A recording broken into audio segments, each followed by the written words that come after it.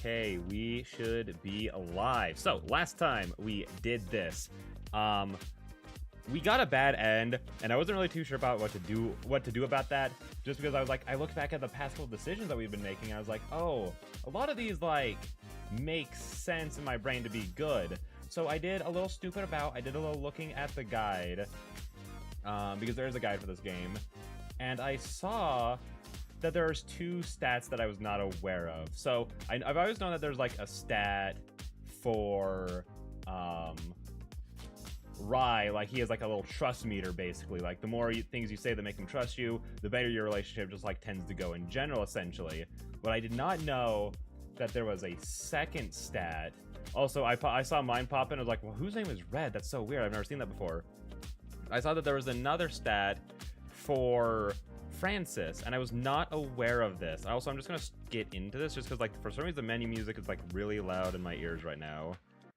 There's a stat for Francis where it's like, oh, she has like a jealousy / like intimidation stat going on. So, like, with that in mind, not looking at the guide, I then went back through the game and really quickly was like, just like kind of like skipped through things, being like, okay, I think that this decision would be best, like, not get jealous or intimidated, because if you get too jealous or intimidated, then the relationship ends and you get a bad end, essentially. It's like there's like two stats going on. Like, if you don't have enough trust in him, you get a bad end. If you have like also it's unstable again. Why are you unstable again?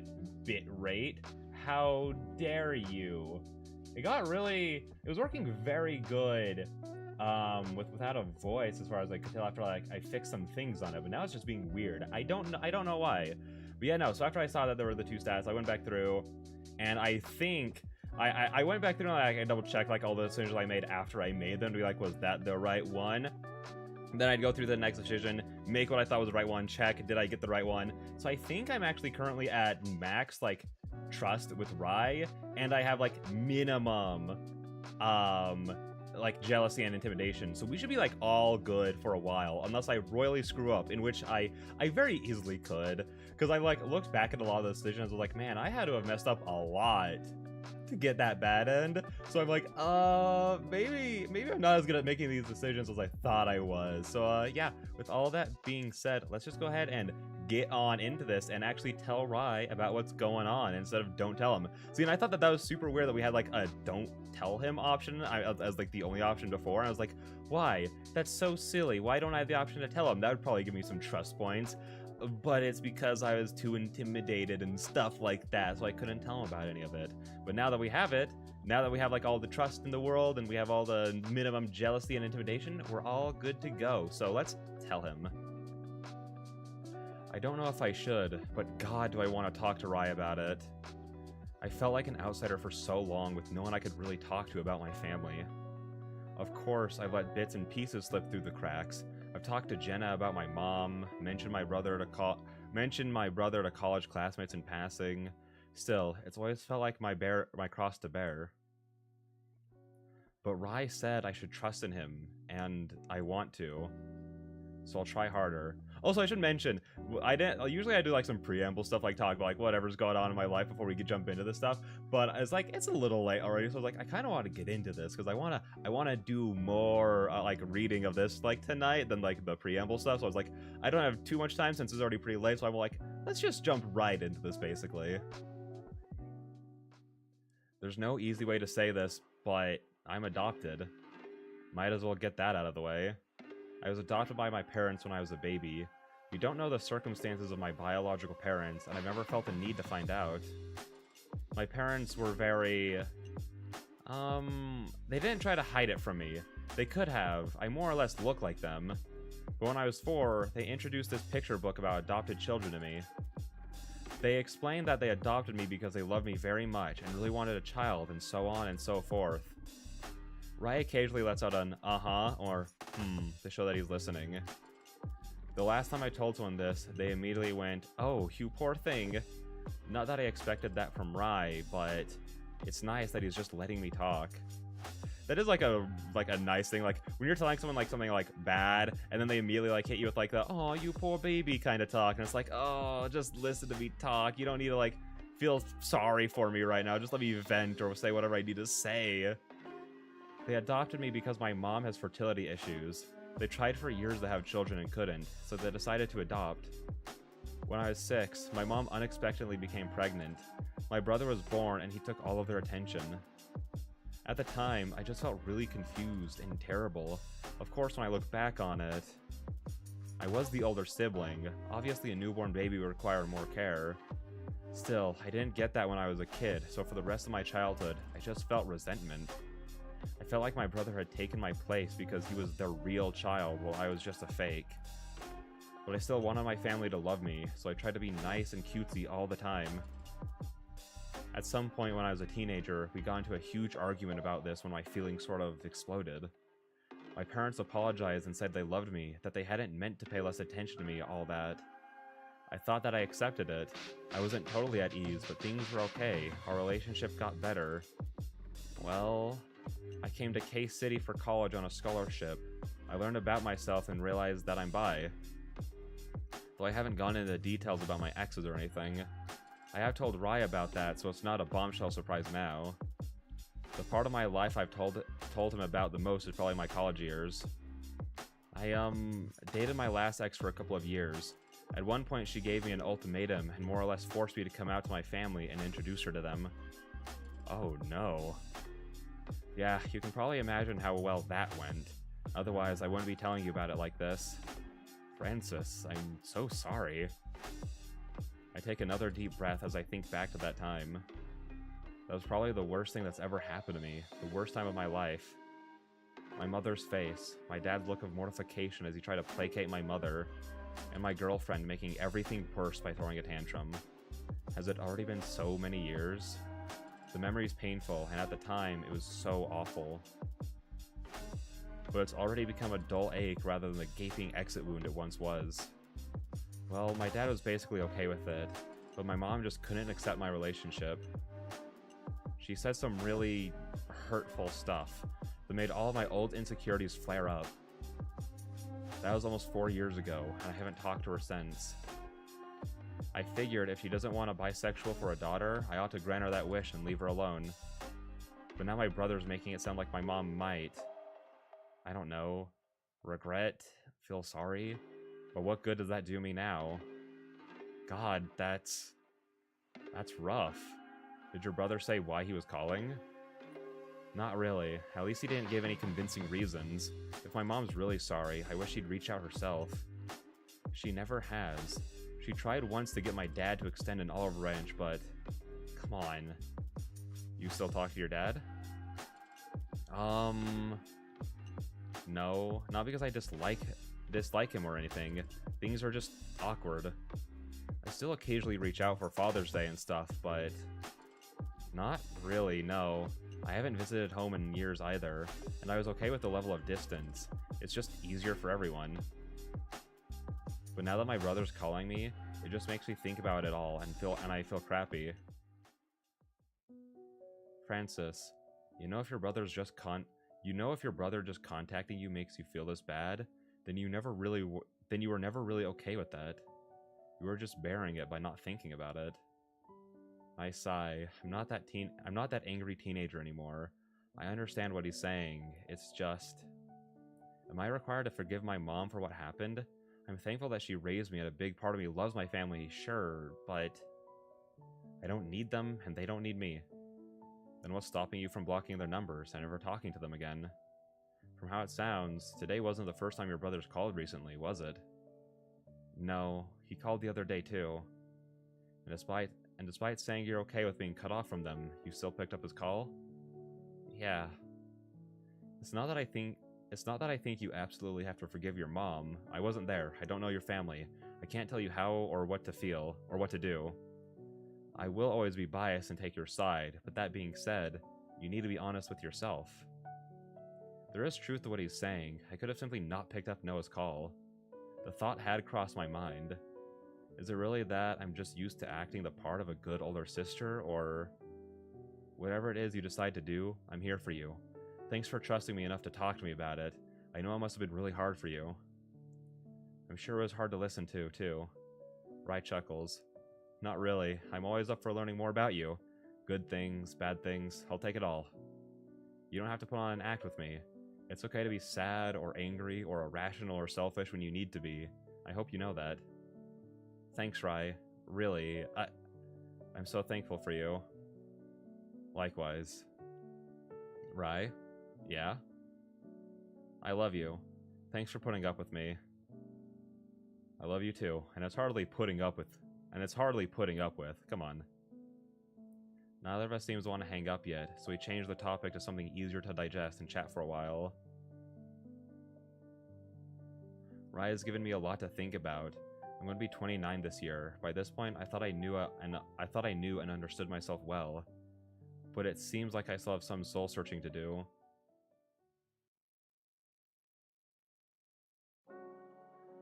Time heals everything. That's what everyone says.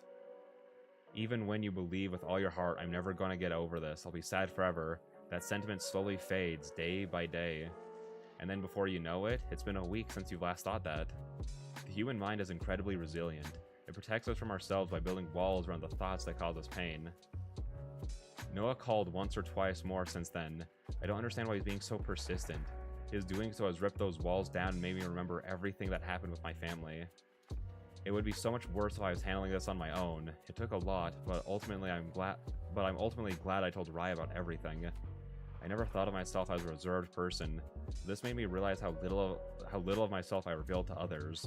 Rai is literally the only person outside my family who knows about everything that happened. I'm so glad that I have his support, but I need to take baby steps to make others believe in others too. It shouldn't be like this. I think Noah was right to be mad at me. It might take some time, but I need to unravel all this. It's true that I don't have to forgive my mother. I don't owe them anything. But if I go on like this, I'll never truly be at ease. I'll never truly feel at ease, is what she said. Well, that's fine. And it is like, I don't know. That's just like an interesting way to go about this situation. Like, I don't know. I was kind of expecting it to be like the whole family had caused like some problems with her, maybe just like both the parents. I didn't really think the brother had too much. And like instantly, as soon as like she was having the issues with her brother, the way it was written, I was like, oh yeah, this is definitely like, he didn't really do anything. It just kind of sounds like normal like sibling kind of squabbles of like one got all the positive attention and then one got treated really poorly at some point or for a while, you know, kind of stuff. That's what I like immediately read to me. So I was expecting it to be like both parents, but it's a little bit more, I don't want to say like nuanced because I don't necessarily think it is, but it's just more like there's like something to it that it's only like just the mom, because she still has like a good relationship with both her dad and she does have some resentment towards her brother, but it's not like, again, because of anything that he directly did. So like that's why she's having like so much like of these feelings of like, oh, like yeah, I have like these like bad feelings towards my mom, but even then she's not sure that she's like outright doesn't like her, because she does say like, yeah, there's still like, you know, that part of me that loves her for like raising me and like loving me for like all that time that she did, all that good jazz. But then she still does love her dad and like have some like at least positive feeling towards her brother, enough to like pick up his calls consistently, it sounds like. So it sounds like whenever we do meet her family, because I'm sure that we're going to meet her family, that there's going to be more to it than just blah, I'm a bad mom kind of situation, or I'm a bad family type of thing. There's going to be a lot of juicy drama that to get into when we like actually meet them, and I'm excited for that. Enough time has passed now that my feelings have started to settle again. I can't really make a decision one way or another until I know why Noah has been calling so much. Oh, and that's what I also want to talk about. I feel like this will also be a thing of like, maybe her mom is like sick or something, and like one of those like doesn't have like too much longer to live type of situations, so she's trying to reach out and like make amends. Like maybe over the years she's like realized like, hey yo, I was a little out of line with how I treated her back when she was with us, and now that I don't have much time left, I should like let her know. Which, you know, it could be that, or it could be something as simple as the mom does just want to make amends without there being any like terminal disease involved, you know? I can't really make a decision one way or another until I know why Noah has been calling so much, trying to make amends, or hear my real thoughts, or whatever his excuse of the day is. No way I'll believe that he suddenly just felt like reaching out for no reason. So for the time being, I'm going to wait it out. Let's see if Mom calls me or something else happens. I'm at least willing to hear her out. I think your latte art's improved. Really? It looks pretty crooked. It still looks pretty crooked to me. Yeah, but now I can actually tell that it's a pig. It doesn't just look like a blob. It's supposed to be a cat. Oh. Oh, honey, that's unfortunate. Avery pats my shoulder solemnly. I decide to snap a picture of the latte and send it to Rye. It's not that bad, is it? Hey, I just did this latte art. It's supposed to be a cat. Oh, yeah, no. Being told it's a cat, I can tell. I definitely see why he thought it was a pig, though. What do I think? Babe, I think this is an extremely cursed image. Lol. Okay. So I also did see that some of the decisions don't have like any changes to them. Like they don't like increase the stats at all. So I read that was like, I don't think this one has anything. I think lol, that's rude is way funnier. I'm not sure if I'm more taken aback by Rai calling me babe or by his blatant dismissal of my art. Babe? Babe? Okay. I don't absolutely hate it. Well, you know I always have to be honest. Literally. I know. Don't worry, babe. I still love you even if you send me cursed images and can't do latte art.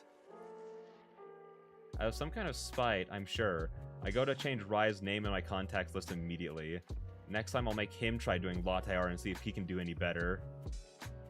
The thought reminds me that Rai will be coming to visit soon. Oh my gosh, yeah, no, we like flew by him not being here. It was like, what, like one stream and then like the beginning of this stream and now he's gonna be back so soon. Oh my gosh.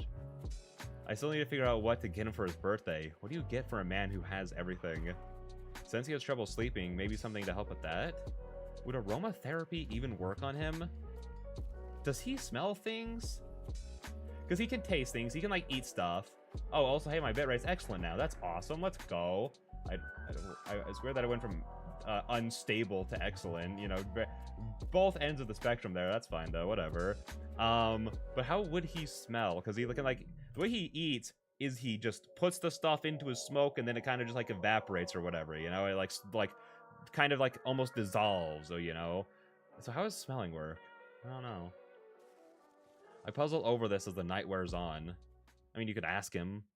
And then if so, you could try aromatherapy stuff. Oh my gosh, he's already here. Oh my gosh. Well, basically. It's evening a few days later when Rai flies into K-City. Just as before, I spend the day cleaning up my place and waiting for him to arrive. Well, after spending hours at the mall trying to find his birthday gift, I kept worrying and fretting over it and procrastinated to the point of almost no return. I ended up getting him a nice essential oil diffuser. I thought that might be something useful that maybe other people haven't gifted him yet.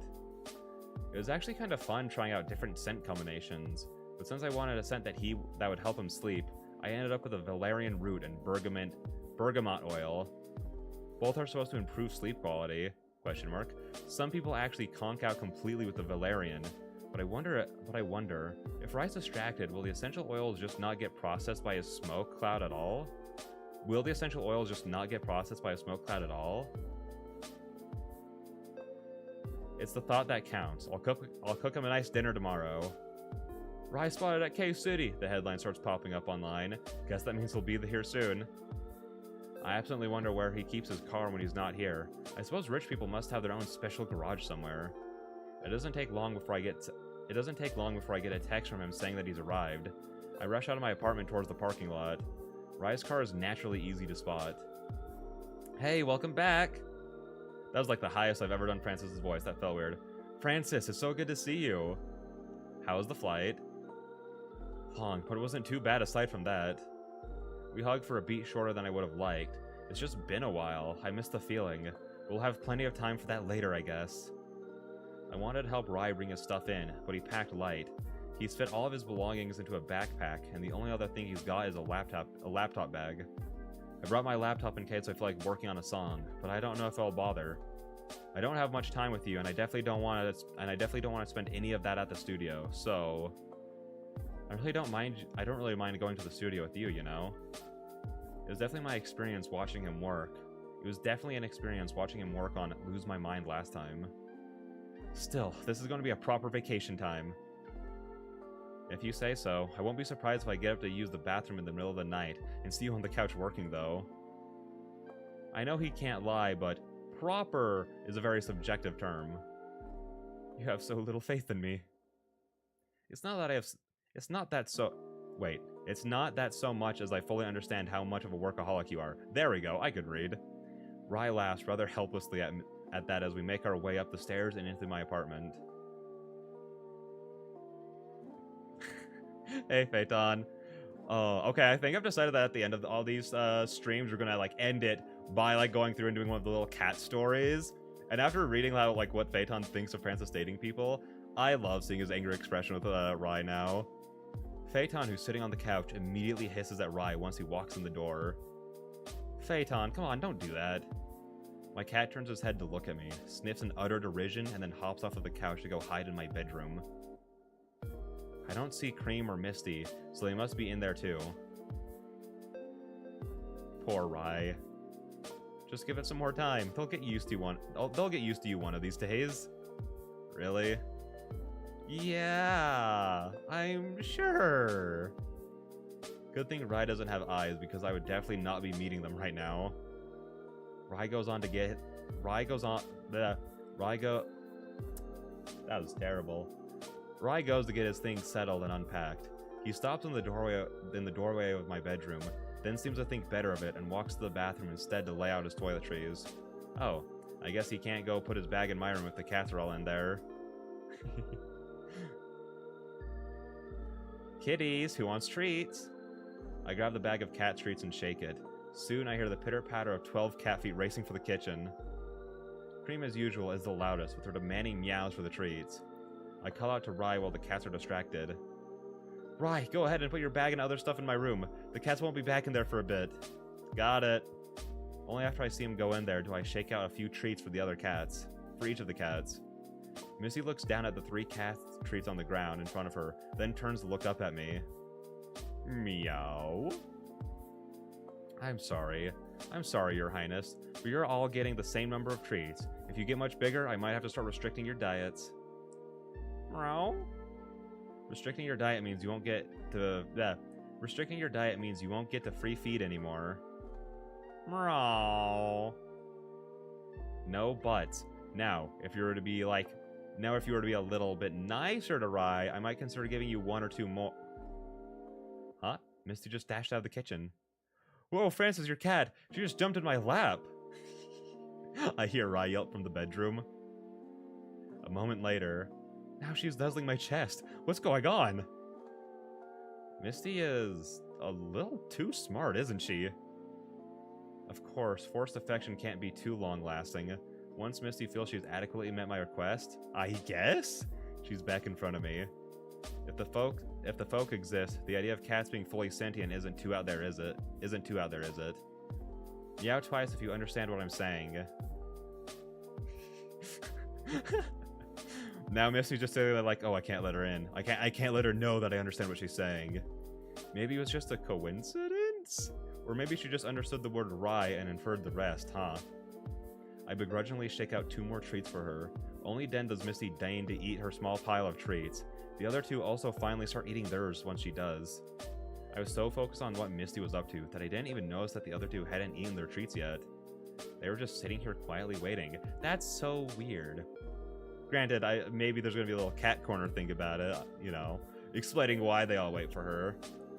I know cats aren't supposed to be pack animals, but even so, Misty is definitely the alpha around here. Once their treats are all eaten up and they're satisfied, Phaeton and Cream go and sit on the couch while Misty leaps up to sit on the kitchen windowsill. Okay, I'm all settled in. I nod. Man, I'm super hungry. What about you, babe? See, I feel weird saying the babe part. Like, it's just not something that I call people, ever. Outside of, like, ironically. Like, I'll be with the homies and I'll be like, hey, yo, what's up, babes? Stuff like that, you know? I'm pretty hungry, too. I haven't eaten since this morning. This morning? That's not good. Well, the sun's setting. I guess it's about dinner time, huh? What do you want to eat? I'm not sure I'm not craving anything in particular. How about Waffle House, then? You're really a creature of habit, aren't you? You could say that, but I only eat at Waffle House when I'm with you, so it's not exactly a habit. Well, okay, well, that is inherently a habit if you do it if you do it when you're with her specifically. I didn't mean to click that. Then that is a habit, you know? Especially since you tend to do it like when you first see each other again, you know? I chuckle lightly. There's other restaurants in town, you know? You make me feel like I'm a real cheap date. I know there are. It's just nice having a place that feels like an inside joke between us. I mean, it's not funny, but, you know, it's something that I share only with you. If that's really where you want to go, I don't mind, but we're not going tomorrow, okay? I already made plans for us tomorrow night. Ooh, that sounds promising. Look forward to it. After getting our things together, Rai puts his helmet back on and we set off for Waffle House. The sun sets as we drive there, and as Rai parks his Porsche in the parking lot, night has completely fallen. I've thought this multiple times before in the past, but there's something extremely jarring about seeing a Porsche parked in front of a Waffle House. Still, I suppose it'd be pretty uncomfortable if Rai tried to take me to a fancy restaurant all the time. As it is, we haven't sat in a restaurant together other than Waffle House so far. I think back to when I paid for us the last time we actually ate here. I was trying to send Rai a clear signal that I don't want him to feel like he has to pay for me all the time just because he's rich. He did buy me that Switch, but aside from that, he's been pretty chill about that sort of thing, so maybe he got my signal loud and clear.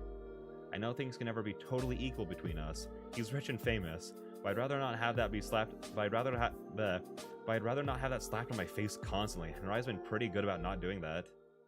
As soon as we step out of the car, a camera flash goes off. What the hell? Please don't tell me there's a paparazzi at a Waffle House. Once my eyesight settles, though, I just see a group of fans snapping pictures of Rai. A girl in the front has a camera, but the rest are just taking pictures and recording with their phones. I quickly move to stand behind Rai, keeping myself as invisible as possible. Oh my god, they were right! Rai really is here! Please don't do that.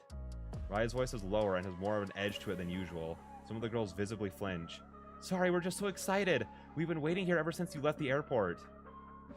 Can we take a selfie with you? Rai, could you sign my Psychosomatic album? Psychosomatic was Dryden's first album. That must be a pretty diehard fan. I feel my presence shrinking more and more. Rai hesitates. I don't mind taking pictures normally, but Rai gets cut off as the fans notice me. Hey, who's that woman with him? His assistant? Manager? No way. I know all of Dryden's managers and assistants. That's creepy. And I've never seen her before. She's my... I feel Rai's about to say something that he shouldn't, so I interrupt. I'm a friend. We're good friends. Rai's friend? Oh, it makes sense. He'd have dinner with a friend. His birthday's tomorrow. Thank God. Rai wouldn't be dating someone so old. Oh no. That hit, like, listen. I ain't Francis, but that hit me in the chest. It's like all of, like, her worst fears are, like, coming out of, like, instantly all of her, like, Rai's fans are being like, oh, thank the Lord, Rai's not dating someone like her. And it's like, oh my gosh, poor Francis, poor Francis. Ouch? Then again, I guess most adults seem pretty old when you're a teenager. Oh, then could you take a picture of us and Rai, please? Sure. Stealing myself, I walk up to the girl with the camera and take it. Francis? It's okay, they've been waiting for you. It's just a picture. I read that like one of the teenage girls, but that was supposed to be Francis's voice. It's okay, they've been waiting for you. It's just a picture. I can tell from his body language that Rai isn't totally comfortable with this, but he ultimately goes along with what the fans want from him. The group crowds around Rai, putting him in the middle. I ignore my shaking hands and take a couple shots of them from slightly different angles. Once the girl whom the camera belongs to looks over my pictures, she nods for approval. Thanks! No problem. Rai declines taking selfies with any of the fans individually, but he does sign that one guy's CD. Finally, after what feels like hours, the fans disperse. I can tell that Rai's not too happy. Anybody would be able to feel the tension hanging in the air. I would even hazard a guess that he's angry. Because I cut him off and denied being his girlfriend? I wasn't too keen on the idea of us going public, but since we first talked about it, I've come around a little bit more. I thought that maybe I should believe in Rai more. Surely he could take care of things if the fans reacted badly to it. I was beginning to really believe that and start thinking that maybe it wouldn't be so bad if more people knew. I mean, surely there are a few stars who have civilian SOs that haven't been harassed into oblivion. But when I saw that big group of fans right there in front of me, my mind went blank with anxiety. Well, again, especially especially because they instantly came at her. Like, it's not like they're like, oh my gosh, is that her girlfriend? I mean, his girlfriend? Tee hee hee, oh my gosh, kind of stuff, or like anything like that, or had like any kind of normal reaction. They immediately went for like, oh, I wouldn't be with someone like so old, and it's like, ha, ha, bad, bad.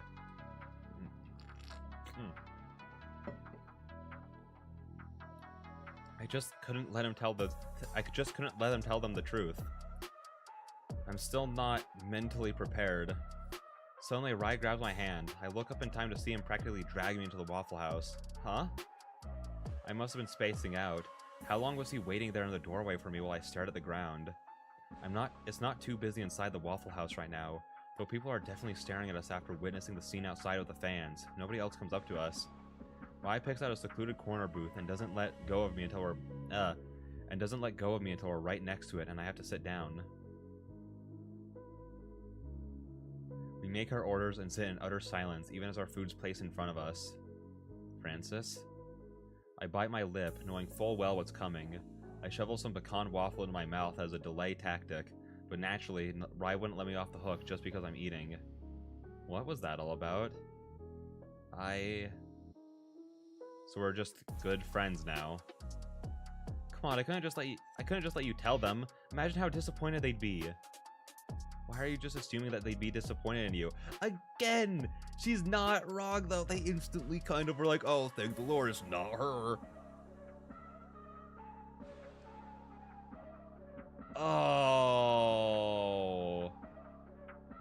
Oh, wait, hang on, this kind of sucks. I feel like both of these would say, like, I feel like this one would lose trust in him, and I feel like this one would add to intimidation and jealousy.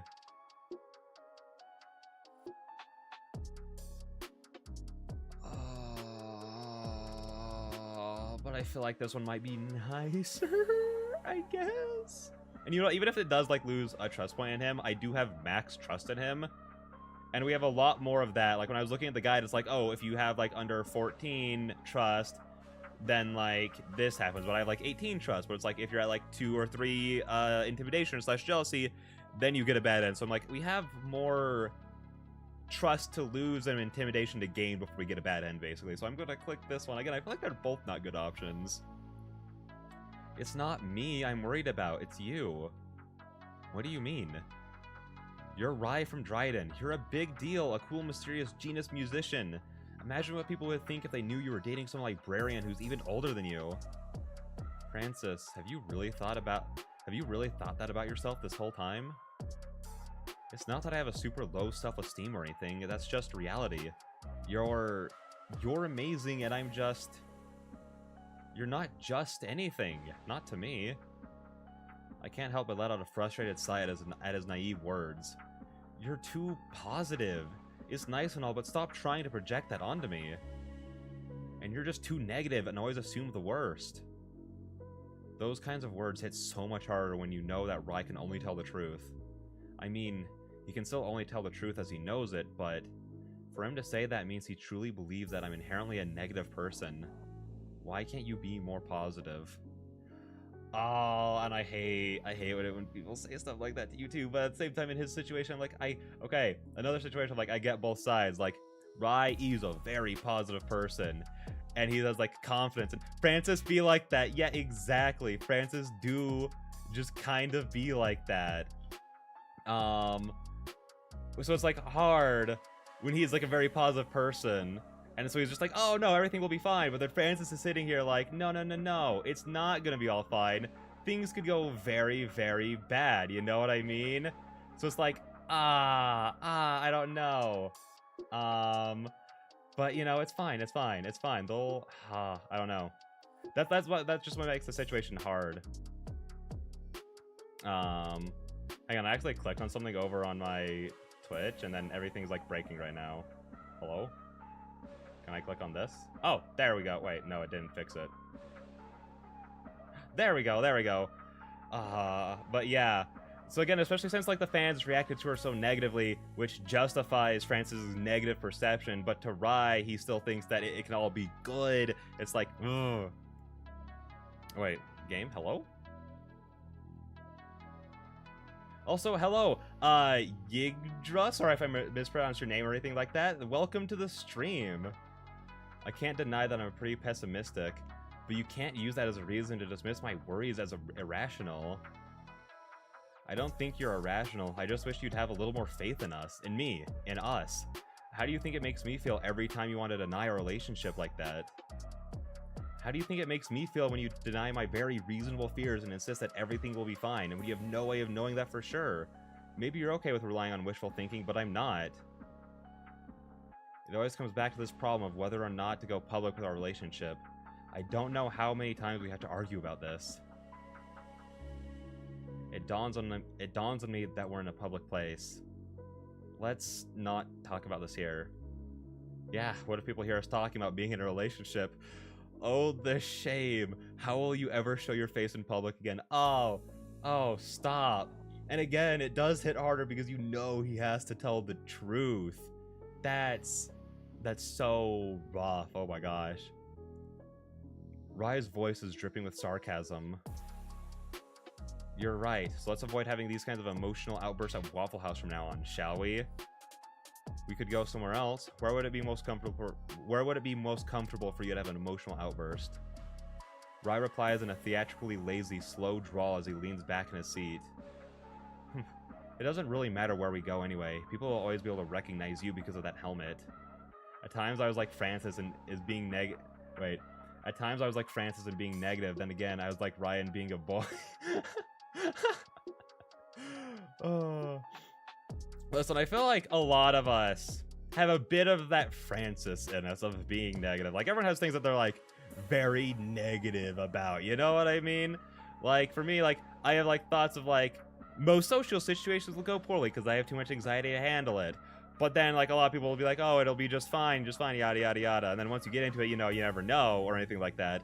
But then depending on, like, how things go, if you're, like, feeling very negative about things in general, if things do go poorly, then it just justifies you feeling negative about it. And like let's say like the little glances we've had into Francis's backstory, things tend to not go, specifically in the past couple years, things tend to go pretty hard for her when she's already against it, so it justifies her being negative because she goes, well, I didn't want to do these other things because I knew they'd turn out bad, and then they turned out bad. So let's not do these things that I don't want to do because I know that they'll turn out bad, essentially. So she's had a rough go of it. Rai free. Oh, whoa, his helmet is shining at us. Oh my gosh, hello. Rai freezes. Yeah, that probably hit a sore spot for him too. Well, sorry for not being able to take off my helmet. I've never heard him sound so bitter. I go over what I just said. If only he could take off his helmet? Did he interpret that as if only you weren't a Dullahan? Did I mean it like that? Oh, please don't tell me I was wrong. I thought I got listen, there are two ways that this is gonna go. Either this is going towards a bad end, or they're just, you know, having a normal fight. You know what I mean? I hope it's just a normal fight, because I'm like, I think I have max points. Did I mess it up that quickly? Oh no. Did I mean it like that deep down? Rai, I didn't mean it like, you think you're the only one who thinks badly of yourself?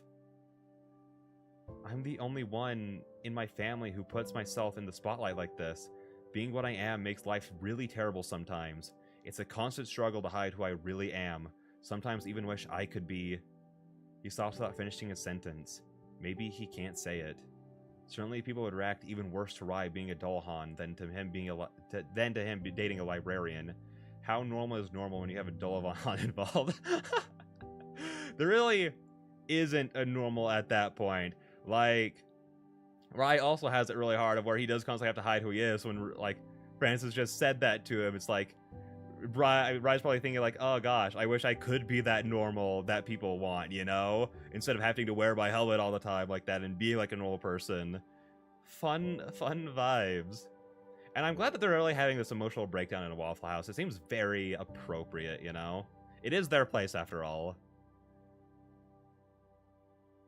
I have no idea what to say to make things better. I should apologize, but it's true that him being famous and him being a Dullahan make a relationship more challenging. If I let if I let him think otherwise, Rye will just feel more justified in pushing me to let him tell the public that we're dating. And then, like, Rye doesn't really...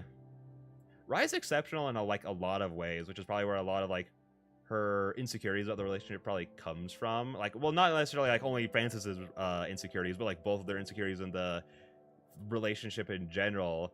Just because him being, like, famous and everything causes a lot of insecurities and doubts and worry for Francis, but him being a Dullahan causes a lot of worry, doubt, and, like, insecurities for himself, even though, like, to everyone else in the world, he's, like, this most amazing person in the world, but he can't take his helmet off, you know, around anyone else outside of her, and even then, he still has these insecurities about being what he is when he's with her, you know what I mean? So there really isn't, like, a normal for him. At the same time, is this really the hill I want to die on? Please, no. Rye looks so sad with his slumped shoulders and dampened mood.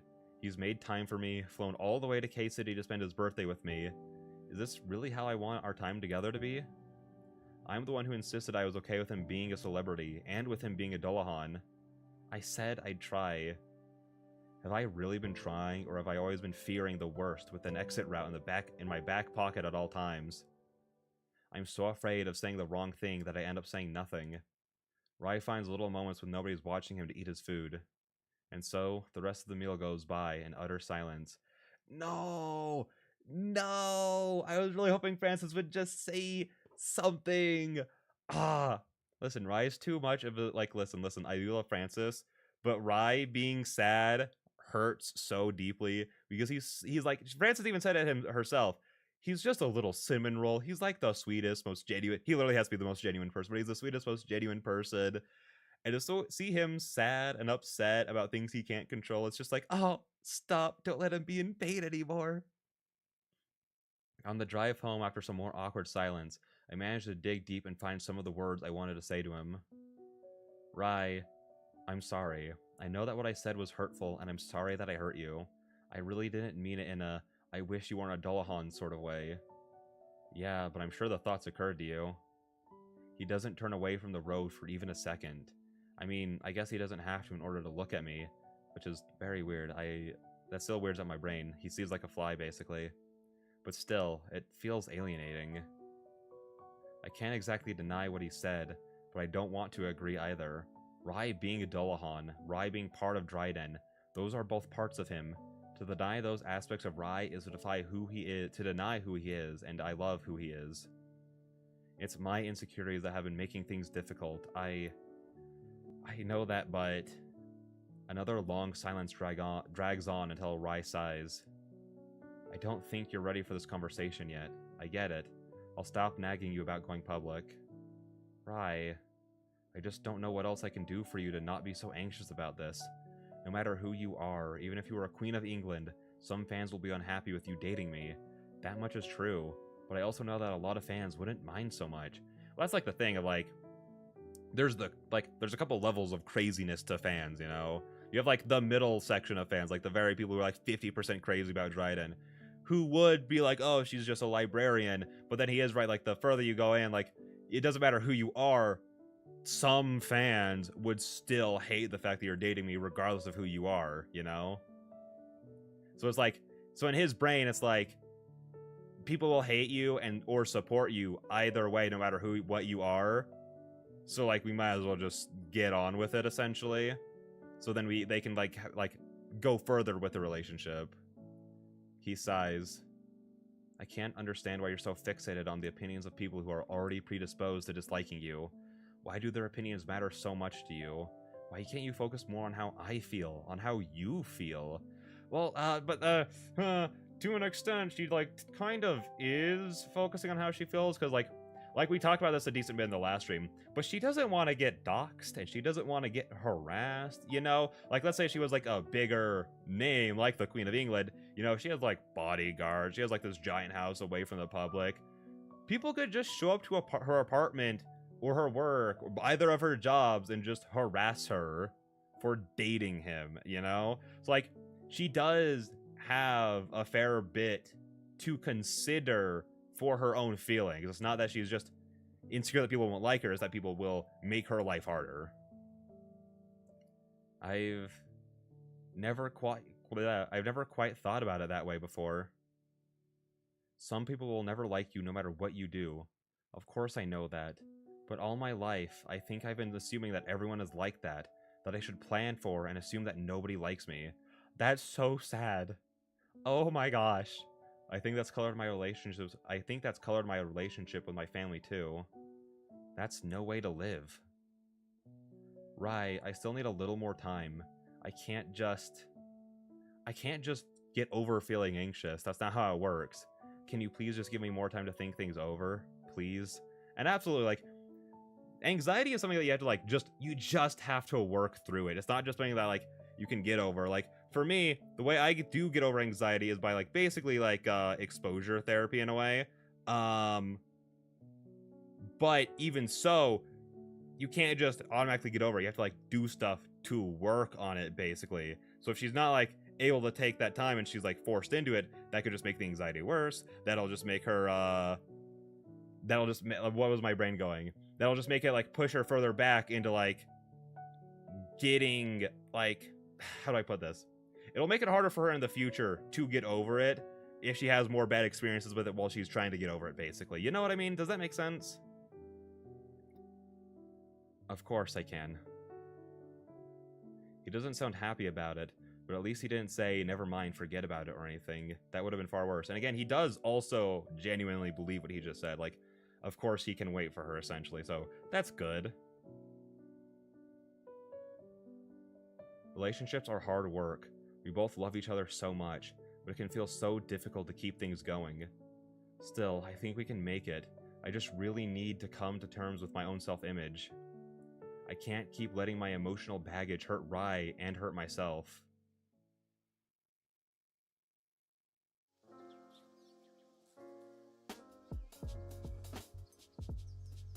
Things are still a little awkward in the morning, but I'm glad that I apologized last night. It would have been a lot worse now if I hadn't. I can't believe you made breakfast when it's your birthday. Don't worry about it, babe. I enjoy cooking breakfast food. Do you know I used the sizzling sound of a frying egg in one of our tracks before? What? Rai steps away from the stove for a minute to pull up the song and play it for me. Listen carefully. At about 1 minute 35 seconds, you'll hear it.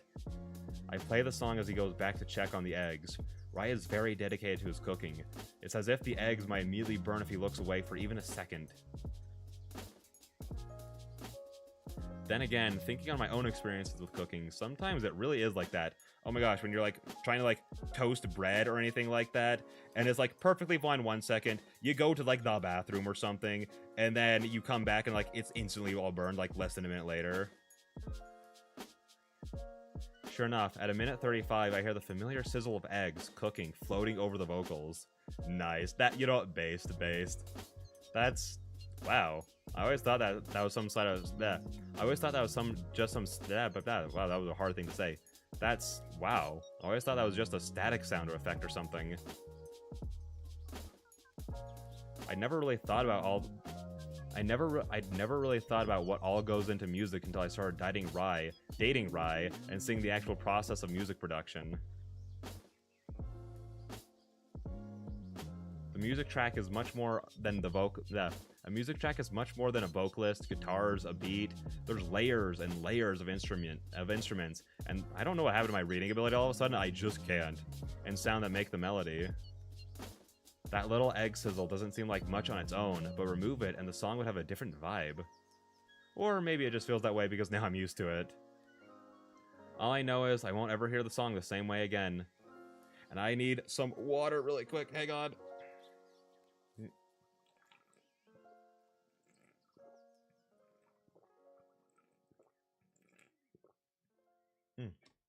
My throat was so dry.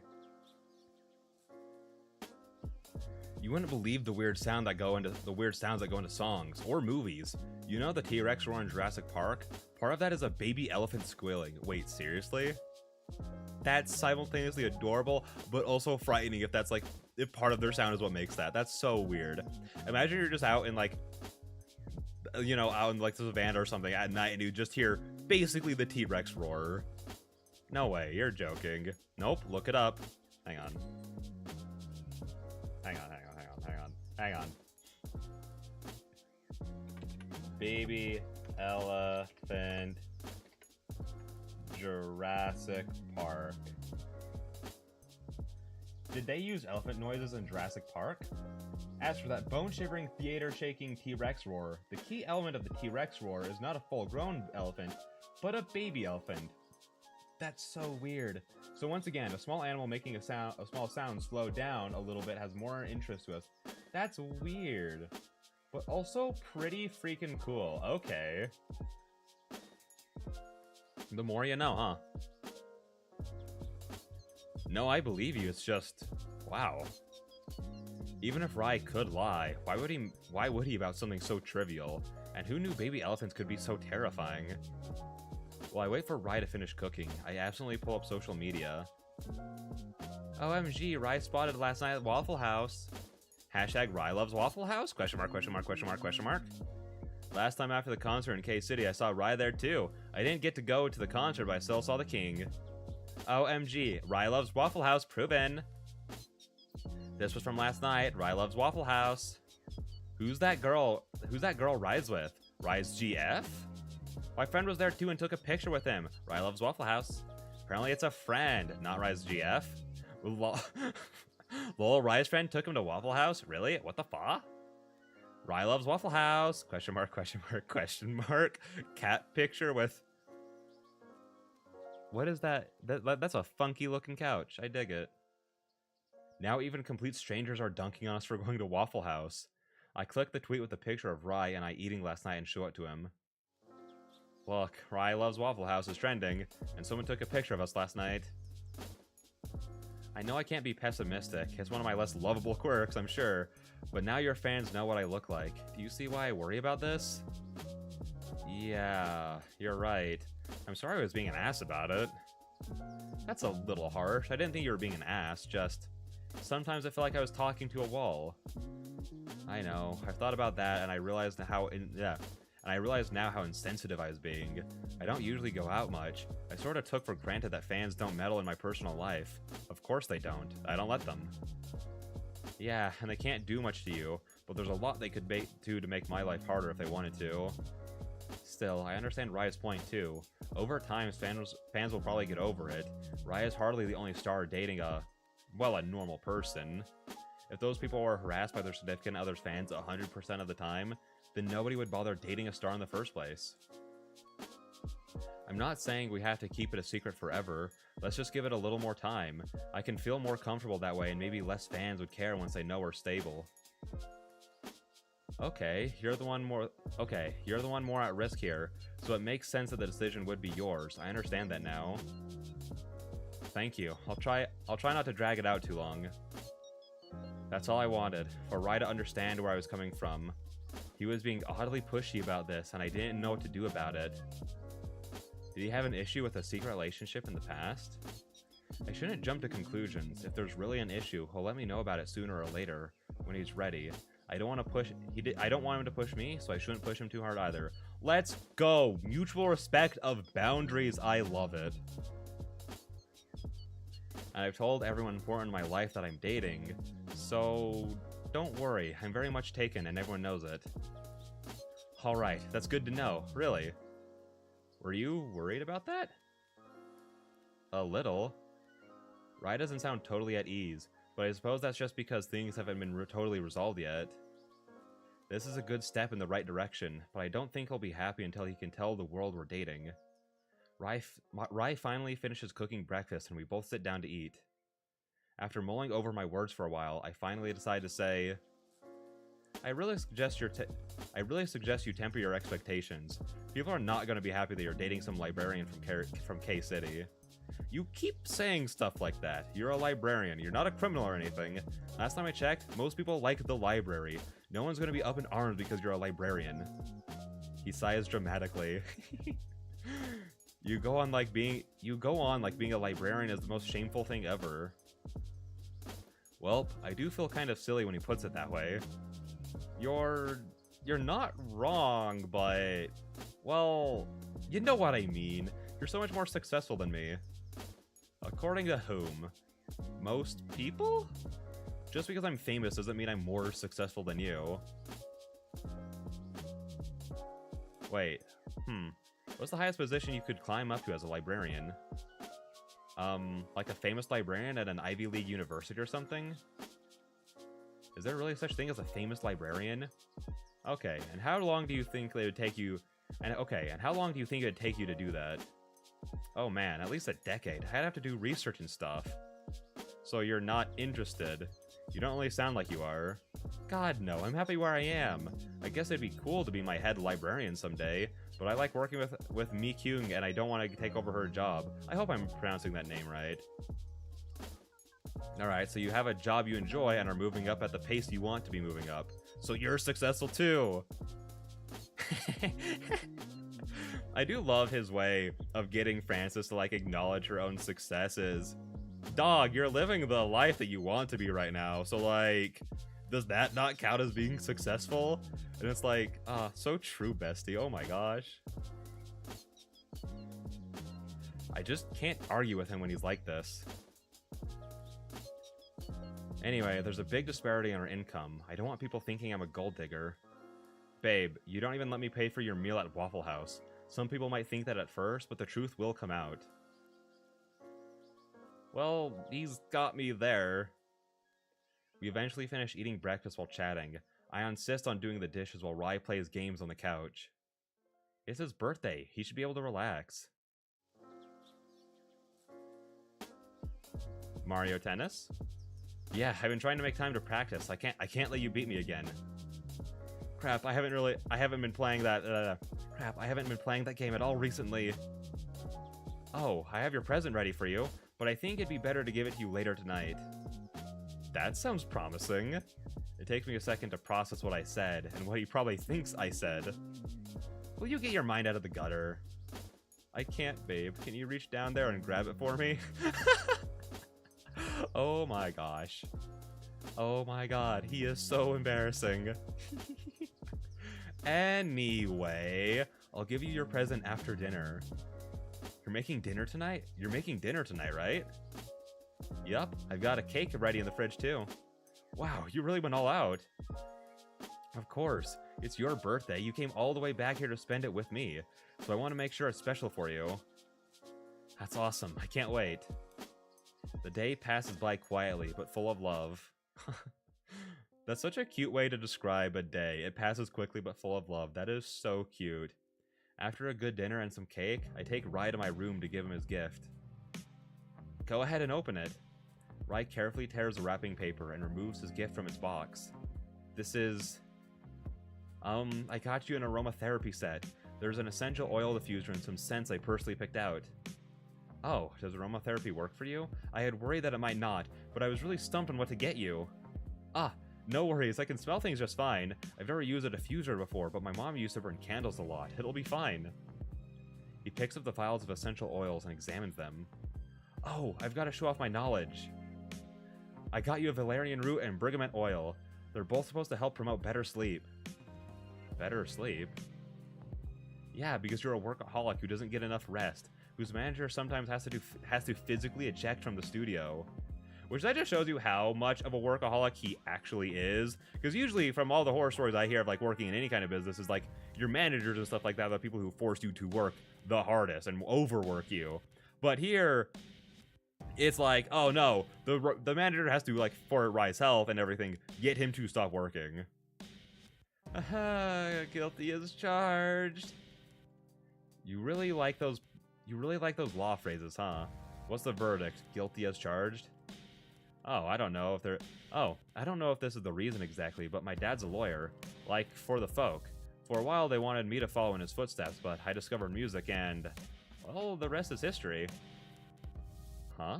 I didn't think his little speech habit had such an elaborate backstory behind it. It's kind of cute to think of a little Rai trailing after his father saying objection and stuff. Anyway, that's why I wanted to wait until nighttime to give you a present. I thought we might plug it in and try it. See if you get any better. See if you do get better sleep. Oh, that's gonna be a problem. Huh? Why? And he's gonna say something like, "Cause I was sleeping with you," how, blah blah blah blah, kind of stuff like that. Rye leans closer towards me and slides his hand from my thigh to up my and slides his hand up my thigh from my knee. His touch is electric. I can practically hear the smirk in his voice as he replies, "I don't really feel like sleeping right now. How about you?" A switch in me gets flipped on when I hear his words. I put my hand on his and then tilt forward, letting my face enter his smoke ever so slightly. The scent is deeper than any essential oil, especially intoxicating since it's been a while. And then I pull away, a smile on my lips. Rye doesn't let me go too far though, almost immediately kissing me again and pulling me closer. And so the two of us spend a lovely evening, then night in each other's arms.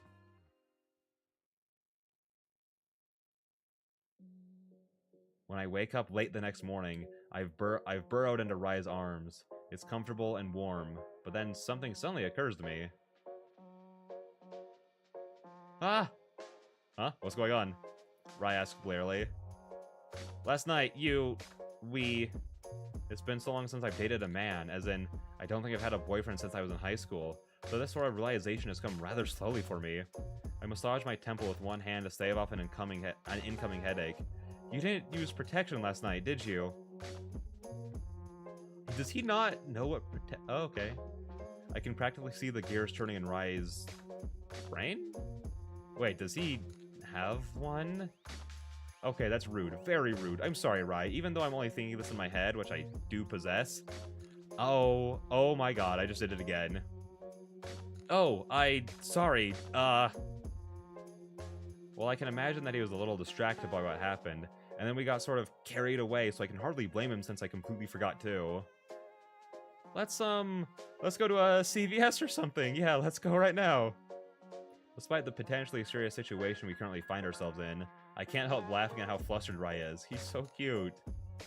I quickly change my clothes and we head out.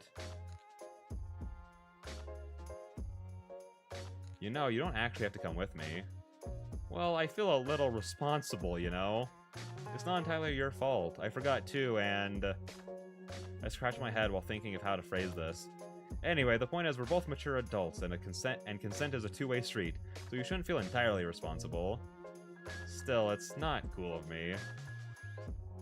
We all make mistakes. You certainly can't be cool all the time. The more sulky he is about it, the funnier the whole situation seems to me. I think he's taking it much harder than I am. Once we get to the pharmacy, Ryan insists on paying for the morning after pill. I'm a little surprised at how much it cost. $50 for one pill? Oh, what an expensive fine for being swept up in passion. As soon as we get back to my place, I pour myself a glass of water and take the pill. Ugh. I wait for the pill to take effect, then remind myself that this isn't like taking Advil. I'm not gonna have this feeling of, oh, now I won't get pregnant, come over me. It says that it can lower the chances of pregnancy between 70 to 90%. That's pretty good. It's only a little less effective than a condom, but $50 a pop is just way too much. Francis? Uh-huh. If you get pregnant, I'll take responsibility. Stop. Stop. Stop right there. Huh? We'll cross that bridge if we get to it. Let's not talk about it right now. Besides, I've already said that this isn't totally your fault, so it'd be unreasonable if you had to take responsibility for it. Do you hear yourself right now? What? What do you mean? Why are you trying to stop me from taking responsibility for something that I had a hand in? Okay, you're right. It's not totally my fault. As you said, consent is a two-way street. Fine. Then by that same logic, it's also unreasonable if you had to bear it all on your own since both of us allowed this to happen. He's got an absolutely, incredibly, absurdly valid point right there. It is a two-way street. You both did it. You both didn't think about it. It's on both of you. Rye's voice is dangerously low as he continues. You're expecting me to what? Watch from the sidelines and not offer any support if you end up getting pregnant? What am I supposed to tell other people? Oh, it's not my responsibility since she forgot to remind me to use protection, so I'm staying out of it. Do you realize how ridiculous that sounds? He makes a very good point. If this was happening to a friend and my friend's boyfriend acted that way, I think that guy was complete trash. Okay, you're right. I think... No, I know. This time I really am being irrational. You have a very bad habit of trying to handle everything on your own. Like, whenever something goes wrong at work, you always take it really hard as if it's all your fault. That time you were worried about less senior citizens coming in, it was as if you personally cut all their programs and made them feel less welcome. Oh my gosh, yeah. I was literally about to say he just keeps going, and then Francis said the same thing. Oh my gosh, Rai. Take a step back, we get it. He just keeps going. When it comes to you and me, you feel responsible for my image. You don't want my fans to judge me, so you won't let me reveal our relationship. I'm starting to feel like a little kid being chastised by her parents. The truth is, the whole library staff should have noticed the discrepancy sooner. It's not your department, but you felt bad about it anyway. My professional image is my own to handle, but you feel like you have to make those decisions for me, as if I don't know any better. Rai, honey, darling, sweetheart, please, baby, honey, can we please take a step back? Rai slumps onto the couch with a sigh. It doesn't make me feel good to see you do this over and over, Francis. It really doesn't. I'm here too. I can help too. You don't have to tackle everything on your own, especially when it comes to our potential child. It takes 2 freaking people to make a baby, Francis. I stared at him for a long time, his words soaking into me. I'm sorry?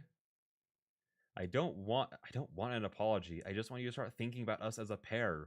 Your problems are my problems. Okay, well, okay. I get where you're coming from. I understand why you're saying what you're saying. I just felt that was a very aggressive way to say it.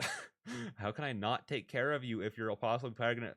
How can I not take care of you if you're possibly pregnant with my child? How could I just announce that we're dating and then let you completely fend for yourself? He sighs again. I won't do that. It's insulting that you would think. It's insulting that you think I would. Besides, what if the child was a Dullahan? What would you do then? How would you handle that alone?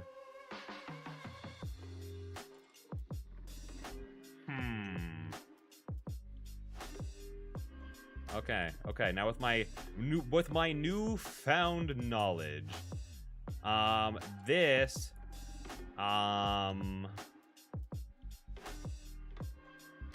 doesn't really seem jealous. That kid's be intimidated. I feel like this is just the better option, you know? I feel like that's just better.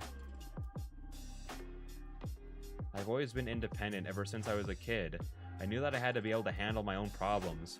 Moving to K-City and being far away from my family just reinforced that belief. Not to mention, I've always been, for a lack of a better word, the caregiver in my relationships. I've had to be the mature one, the one to hold things together. It's not that I don't want to rely on you, I'm just not used to it. I know, I don't mean to hold it against you, I just want you to know that I'm here. If I keep reminding you, you'll figure it out one of these days, right? Alright, you might have a good point there, I admit it. Okay, I didn't say all this to nag you or put you down. The point is that I'm here to support you. Isn't that the whole reason why people date? To have someone who can boost your good points and make up for your flaws? Is it? I'd say so. If you were doing fine all by yourself, why bother having me around in the first place? What purpose could I possibly serve? I mean, you could just be fun to be around and, you know, that's enough. I don't know. I don't exactly get into relationships thinking about purpose. About what purpose the other person could serve for me. Isn't it enough if we enjoy each other's company? That's literally what I just thought too, Francis. Oh my gosh, we're on the same page. I don't think you should solely rely on the people you love to make you happy, but if you can't rely on them at all for anything, then there's an issue. How's that? That is a better way to put it. Also, my key light just died. No! To be fair, that's what I get for using it for like 3 or 4 streams in a row.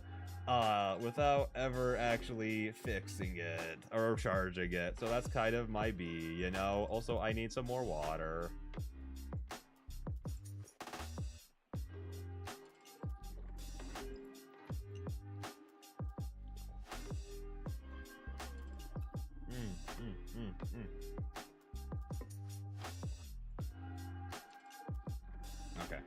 Okay.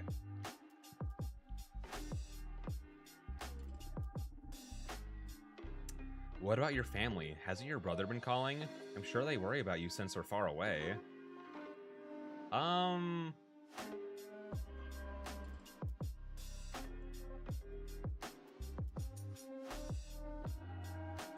I'll say maybe, just because that's what I'd say. Maybe. I doubt it, though. In the end, they're still your family. Your brother was calling to check up on you, right? Well, Yeah, that's true. Even if it's not, you ought to put more faith in other people. Stop trying to handle everything on your own. Okay, I'll try. Rai can be very persistent when he wants to be. Really? Yes, I'll try my best to overcome years of trauma just for you, Rai. Hey, isn't that what you do in a relationship? You try to get over that stuff, man. It's a fun time. If he could be rolling his eyes right now, I'm sure he would be. I realized just then that I've gotten very used to Rai's body language. That's just because he's so freaking expressive and it's so good. It's not for me, it's for you. You should do it because it's better for you. Oh, but I quite like being a self-reliant, cynical husk of a person, so if that changes, it certainly won't be for my own sake. Rai sighs for the umpteenth time this morning. Rome wasn't built in a day. Rome wasn't built in a day. He mutters continuously. Despite a rather exciting series of events in the morning, the rest of the day passes by quietly. We spend a day in reading and playing games together. The cats mostly stay away, but at one point Misty draws closer to Rai just for a bit. That really is like a great feeling, just being with someone like and being close enough with them that you don't really even have to like be doing something together. Like that reading right there just reminded me of a time I was just like with someone and we just spent like an afternoon reading different books but just vibing with each other and just enjoying each other's company. It's a good feeling. I wonder if that forced interaction before helped her to get a little more used to him. If my cats can overcome their natural aversion to forces of death and darkness, can't I try a bit harder to rely on others? At the very least, I can confide in Rai more, can't I? I've already almost told him every one of my deep, dark secrets at this point anyway. I've never been the type of person to act spoiled, to demand attention or ask for help. I've always felt that it's easier to just, well, handle my problems on my own. If I can solve a problem perfectly fine, why bother roping someone else in? The problem, I think, is that makes Rai feel bad. We spend a lot of time apart as it is. I'm sure he wants to do what he can for me so that I can feel that he cares. It's true that I appreciate his gestures. I do get to play more games now that he's bought me this Nintendo system, and truth be told, we don't have to go to Waffle House every time. When I feel that knee-jerk reaction to reply with, "No, it's okay," to Rai offering to do something for me, I'll try harder to just let it go. That is a really hard thing to get over, is if you are someone who, like, has made yourself, for whatever reason, become, like, very independent and self-reliant, to, like, let other people do even, like, simple things for you like that. You know what I mean? Like, that's a very hard thing to do. And I'm curious to see, like, how it's gonna, like, tackle it, because, like, I feel like there's like a couple of good ways to handle it, like slowly just transitioning her over time, or having like something big happen where she absolutely needs to rely on Rai. I'm really interested to see how this is gonna handle it. There's still some leftovers from lunch, but what do you want to do for dinner? Oh, let's go out. I already made some reservations. Really? When did you manage that? Last night. I just thought after last time, well, I thought it might be nice to go somewhere other than Waffle House for a change. For some reason, my controller is just not working really well. Oh? It's true that I would be pretty uncomfortable going back when we had such a huge argument there just 2 days ago. I mean, even without that, I wouldn't want to go back so soon. There's a limit to how much I want to eat pecan waffles for dinner. Controller? Hello? Why are you not working? Rai insists that the place be a surprise. I don't particularly mind, so we hop into his car and I let him drive us to our mystery destination. Controller, please. Or is this the game? Is this the game? Hang on, I'm not gonna click anything for a second. Okay, no, it's definitely my controller. Hang on, let me unplug it really quick. Did it die? I wasn't charging it before, but it shouldn't be yet dead. I only used it like 2 days ago, and these things last a while. And if I re-plug it back into the computer, it works just fine. We pull up to a high-end shopping district that I tend to avoid. Too rich for my blood. I'm already wary when Rai opts for valet parking, which I've never used in my life. Okay, no, there's definitely... Well, no, my controller's still on. What the freak is happening? Hello? Controller? Controller, please? Please. Okay. Click. That works. The D-pad's working. No, stop that. Just enjoy the experience for what it is. After passing his keys to the valet, Rai ushers me inside. There's a neon sign and a playful script above the door that says leaf plus jar. Oh, I don't exactly what no. Oh, I know exactly what to expect now. You do? That makes me even more confused. What the freak does leaf plus jar mean? Oh. We're taken to a private room. There's more than one table there, but they're all empty. It takes me a moment to take in the surroundings. It's clearly a very modern sort of place, with dim mood lighting and plants everywhere. Millennials eat this shit up, I tell ya, and I'm no exception. I touch the leaf of a plant as I walk by. It's real. I wonder if there's a whole fleet of employees that just goes around misting these plants on the hour. It's beautiful though. I kinda hate that I think so. It's like I fall into a marketing trap somehow. The weird thing is that from the outside, it didn't seem like the restaurant would be that fancy. It has an unassuming exterior, but the inside is so pretty. I feel Raya's hand on my back. This is our table. He sounds a little amused as he pats my back gently, then pulls my chair out for me to have a seat. I sit down and someone soon brings us mineral water and menus. And menus. Why did I... What the I know how to read, guys. I promise. I promise. I read all the time. And I just read it as menace. Oh my gosh. There's no prices on this menu. Don't worry about that. Order whatever you like. I inhale sharply. Okay, Francis, let's think about it logically. Rye has millions of dollars. What's one meal? What's a Nintendo and a handful of games? I need to get over this. I keep worrying about other people judging our relationship, but the truth of the matter is that I'm the one doing it the most. Rye just wants to have a good time, so I'll have a good time. He wants to take care of me, so I'll let him take care of me. Still, I don't ever want to become the kind of woman who can happily spend her boyfriend's money without a care. Rye works hard for that money, I know. This bluefin tuna steak sounds pretty good. Oh, that does sound good. Can I have a bite of yours when it comes out? Of course. What are you gonna get? I think lobster ravioli. There's scallops and shrimp in it too. I love seafood. Honestly, okay. You know what? Seafood, I was becoming like, okay, I don't want to say all of seafood. I'm slowly becoming a fan of fish, ? Because recently, a while ago, I've gotten into sushi. But it was a huge break from the last time I had sushi, and when I started recently eating again, like today for lunch, I basically just went out and got like a platter of like California rolls, and it's like, you know, like a thing of like 9 or something for like $5 or something like that. And it was so good, and I loved it so much. I felt like, I don't know if this is how it is for everyone, but I felt so bloated after eating sushi, and I felt so bloated and so gross after eating all 9 of those rolls by myself. It was so worth it. It was so good. But like, I love like shrimp. I love sushi, which is weird because I love shrimp and sushi. But like, tempura rolls, which is just shrimp in sushi, basically, gotta be like not up there for me, you know? And honestly, unironically, I'm thinking again that like next week there is a sushi place, because I just went to like a marketplace to get like some sushi rolls because I'm like, they're cheap. I don't want to spend too much money. But I'm like, honestly, next time I have a cheat day, like next week, I might go to like this kind of nice-ish sushi place nearby and get a couple rolls there, because I really like fried sushi, and I've only had it this one time at that one place. Like, oh my gosh, it was almost a year ago when I had it. Oh my lord, it's been too long. And I really want to have it again. Oh, it's so good. But like, I've also been wanting to try other like seafood, just because like in sushi you can, you know, get like a crab or like some kind of fishes and shrimps and everything like that. And I already love shrimp. I don't like salmon that much. It's like 5 out of 10 food to me. But with Red Lobster shutting down, I really think I need to go there because I've never been to Red Lobster, and all they do is seafood, I'm pretty sure. I could be objectively wrong about that and just have no idea about it, but it's called Red Lobster. I'd assume that they have like seafood there. I should probably... We're gonna do some R&D really quick.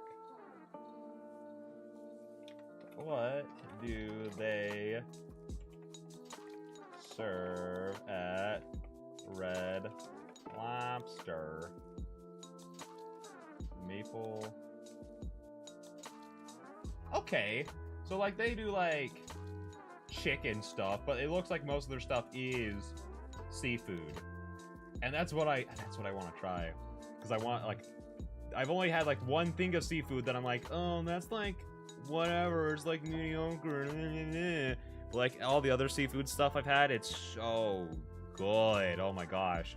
Also, I want to step away for just a second to refill my water bottle, which is actually exciting because I have a be right back screen and I have never used it before, but we're gonna actually use it. Oh my gosh, let's go. And I'm also just gonna leave the game audio playing just because like it's a chill vibe, man. It's a chill vibe. And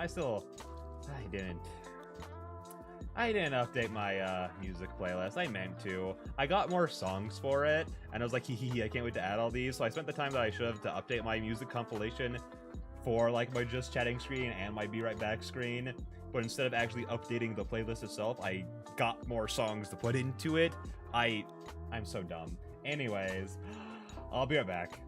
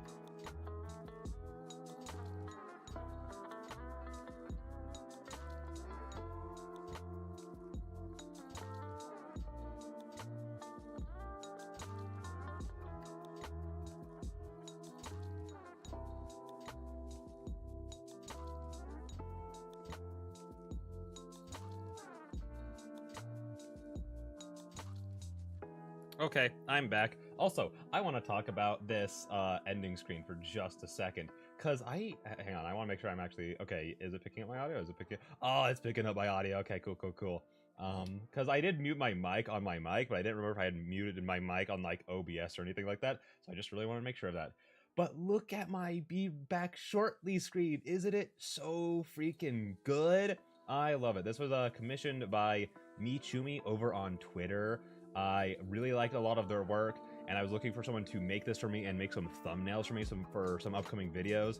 And by upcoming videos, I have no idea when they're going to get done, because it has taken, not only did it take a long time to make the first one, and I was like, oh, I figured out ways to make this faster, but then my hands fell apart even worse, and I can only work on it in slow bits at a time for the sake of my body. So, you know, it's like, we'll get there when we get there. But I got this from them, and it looks so freaking good. I love it. It's just such good artwork, and I love the coloring on it, especially like the eyes and everything. It's so good. Where's the gaming? There we are. There's the gaming. I'm back. I'm popped back in. Hello, everyone. Oh my gosh, I was gone for so long. Wow. But yeah, I needed to really refill that water bottle because I would have come in with a full water bottle, but okay. One of the few things I'm like picky about is water, and if it's not filtered, I just can't drink it anymore. Listen. I've been drinking only filtered water for years, and I ain't gonna change that now when I don't have a thing to like. I used to not have a thing to filter my water where I'm living at now, so I was just always just chugging water bottles, and then I'd go to my parents' house and I'd refill those water bottles with their filtered water, essentially. But then I was informed of these little water filters that you can just put in your fridge. You just fill it up with water, you put it in your fridge, bada bing, bada boom, happy days for everyone. But I decided to work out today, and by workout I mean just play Beat Saber, because that's about all I can really do for working out outside of like some ab exercises, and ab exercises just like, you know, like, they're fine. Planking, yada yada, meme, whatever. So I was playing some Beat Saber today, and dude, I am so out of shape. I used to be able to play that game for like hours at a time, and it was my head hurting that eventually made me have to stop. Dog, after like 30 minutes of playing that, my arms were so tired, so I stopped for a little bit, then I came back to it. So I've been just chugging water today because I'm working so much harder than I have in so freaking long. And I forgot to refill my water filter before like stream and everything, so I had to refill it at the start of the stream, like right before I started, and just wait for it to get cold, so I didn't have a lot of water. So that's why. But you know what? It made for a good excuse to finally use my starting soon. I mean, my be right back screen. Did I call it my starting soon screen earlier? No, it's my be back shortly screen, which I'm so excited for because I've had it for like a while now, and I've just never had a reason to use it because I don't tend to stream for that long anyways, like 1 to 2 hours, you know.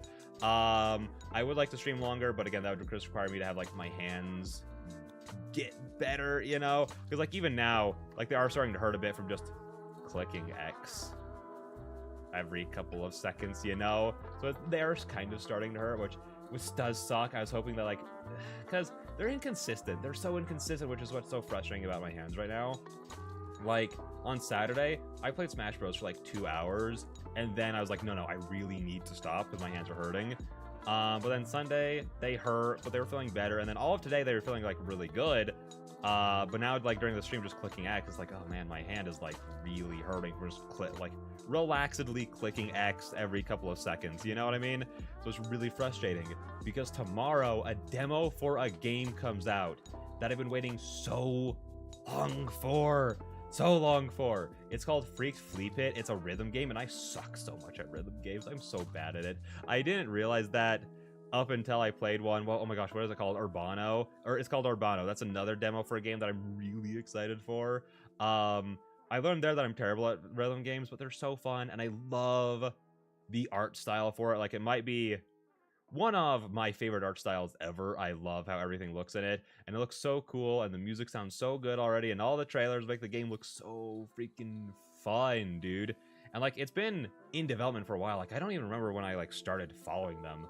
I'm sure, hang on, I'm just gonna do some little scrolling action really quick. Let's just go down their stuff. Let's just go down for a little bit, see if we can get some like old freaking tweets from them. How long has it been going for? Because it's been a long time. But yeah, no, that demo's finally coming out tomorrow, but I'm like, oh, but my hands are still like semi-hurting. And me and some friends have plans to play Baldur's Gate tomorrow, which, you know, again, the main games I can play are like RPGs, because like, yeah, I did play Smash Bros for like 2 hours with them. That was a mistake. I was in so much pain that night. I like legitimately couldn't sleep because I was in so much pain, which is not what you should do at all when you're trying to recover from stuff. But at the same time, once you've been recovering from something for like almost 6 months now, it does become a little frustrating to not do things with people, you know what I mean? So far I've scrolled back to June of last year. So yeah, no, like, safe to say, it's just been in like, we've known about it for a while, and like, that's totally fine. I'm fine waiting for stuff, but it's like the fact that like there's gonna be like a playable version of it coming out tomorrow afternoon at 1 p.m. my time, and I won't be able to play it for a while. Probably not until like next week, when I've like given my hand a little bit more of a chance, especially since I want to get back into playing, like, for my other YouTube channel I play Silent Hill, or well, just games in general, but I want to get back to playing Silent Hill because that was the series I was doing and I was really enjoying it. So I do want to play a little bit of that this week if my hands can handle it, because that's also another game where it's not too bad on the hands because you don't really have to do much, you know? Outside of just kind of walk around and sometimes shoot a guy. So it's like very chill. But I'm like, I definitely cannot handle playing Baldur's Gate with some people because again, that's relaxed. I can't then play the Silent Hill by myself, even though that is relaxed. Like those two alone, even though they're not happening on the same days, like they're happening on different days, like whatever. But those two, like in a week, along with also doing the visual novel stuff, I'm like, that's a lot for my hands.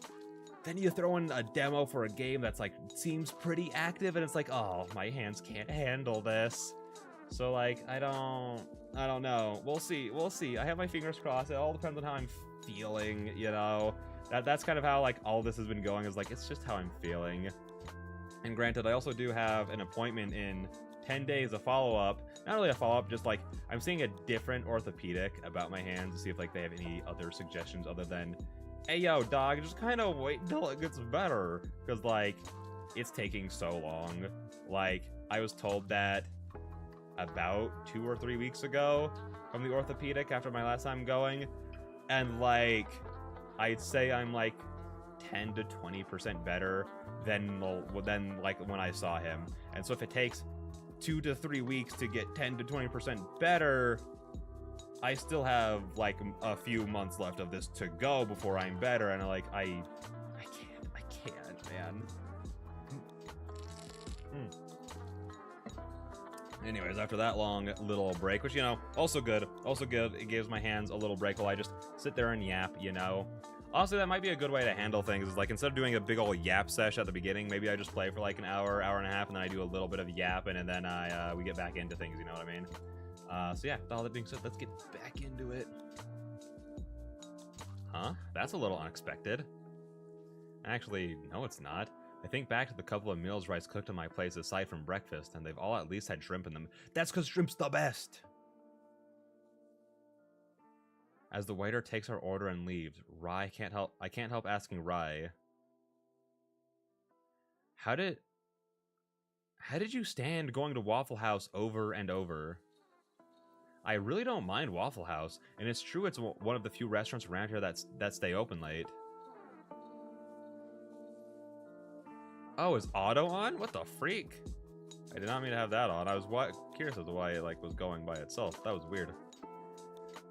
I did think about taking you here sooner, but I didn't want you to think I was some snob.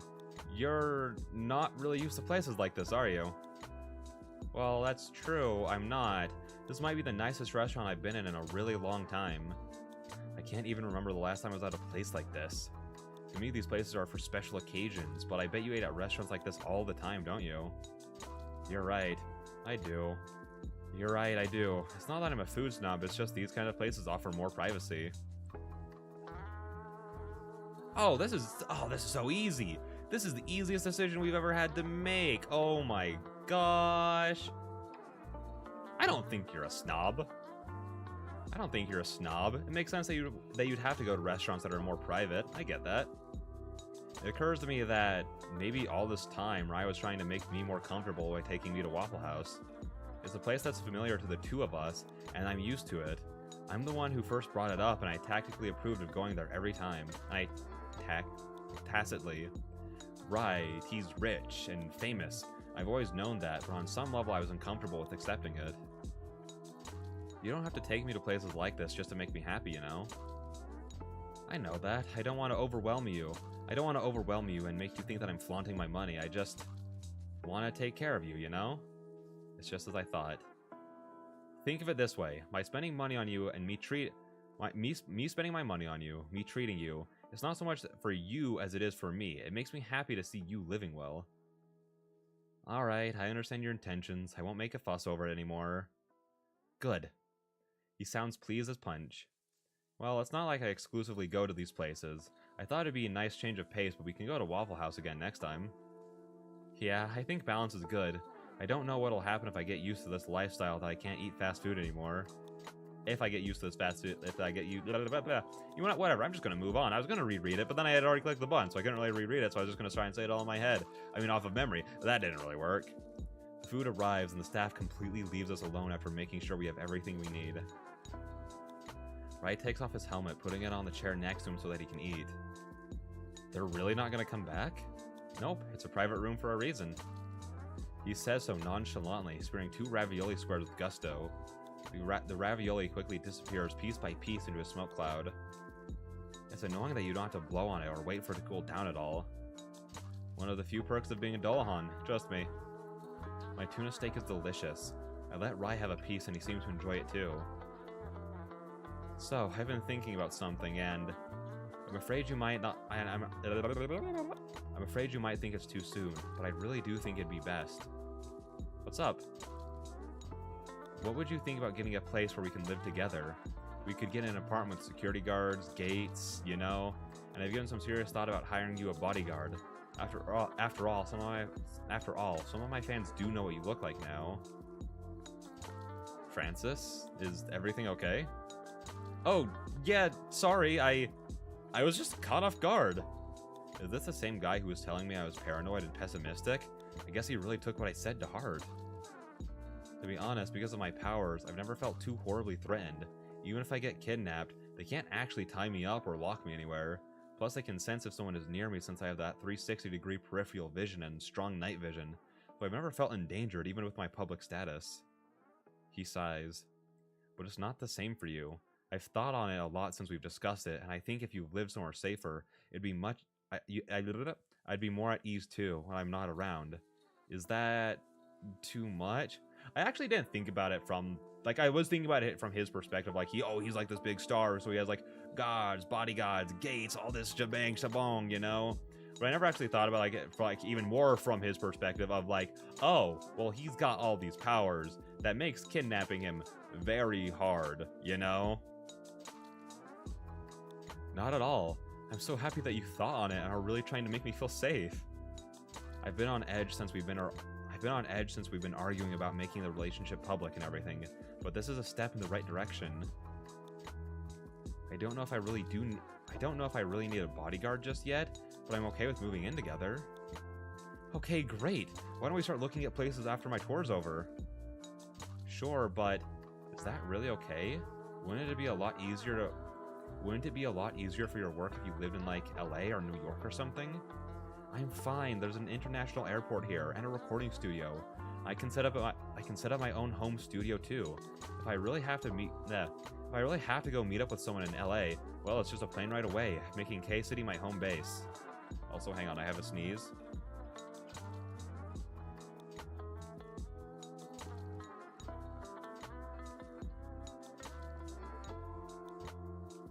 Oh, the sneeze isn't coming. Oh, the sneeze isn't coming. Oh, gosh. He pauses for a moment. I was about to say, it's no problem at all, but I couldn't. Now that I think about it, that's not entirely true. Virgil's going to complain about it. He's definitely going to throw a tantrum over this and say something about bros before hoes. Just how attached is he to you? Ryan and I enjoyed the rest of our dinner, excitedly talking about our plans for our own place. Dryden's tour will be finally over soon. I know I've gotten used to the way our relationship is now, but I'm glad to know that he'll be more available once the tour's over. I've gotten greedy after spending more time with Rai in person. Text messages just won't cut it anymore, and the thought that he's leaving again tomorrow pains me. Just a little longer. Oh gosh, it's a few months though. It's a few months though. Like, you have to go through all of July into mid-August, and it's like, basically a month and a half. Is it? Yeah, basically a month and a half. I'm pulled out of my dreams with a shift in weight on the bed and a sudden sense of loss. Rai? He stops and rolls towards me, leaning over to trail of smoke across my cheek in a kiss. Sorry, I didn't mean to wake you. It's okay. Actually, I'd rather be woken up so I can say goodbye. Really? I thought it'd be better for you to sleep in. We were up pretty late. I can always go back to sleep after you leave, you know? True. I'm gonna take a shower real quick before I go. His flight's pretty early today. The sun hasn't even risen yet. If I fall asleep again while you're in the shower, will you wake me? Okay, I will. You know, we haven't gotten any confirmation on how his aromatherapy thing is working out. Satisfied, I burrow back into the sheets. It's almost the end of June. Why is it still so cold in the morning? True to his word, Rai comes back for a last hug and kiss before he leaves for the airport. I don't know if the woodsy scent I smell is him or his shower gel, but they're notes that I've come to associate with Rai. It's the intriguing dichotomy of Rye, his futuristic sci-fi look and electronic music, versus the misty moors of Ireland that everything else about him conjures up. Have a safe flight. I love you. Mm-hmm. Love you too. I'll text you when I land. I see him out and lock the door behind him before going back to my room to while away the morning hours of the night. Okay, I read that so poorly. I'm just gonna reread the whole thing. I seek him out and lock the doors behind him before going back to my room to while away the morning hours in sleep.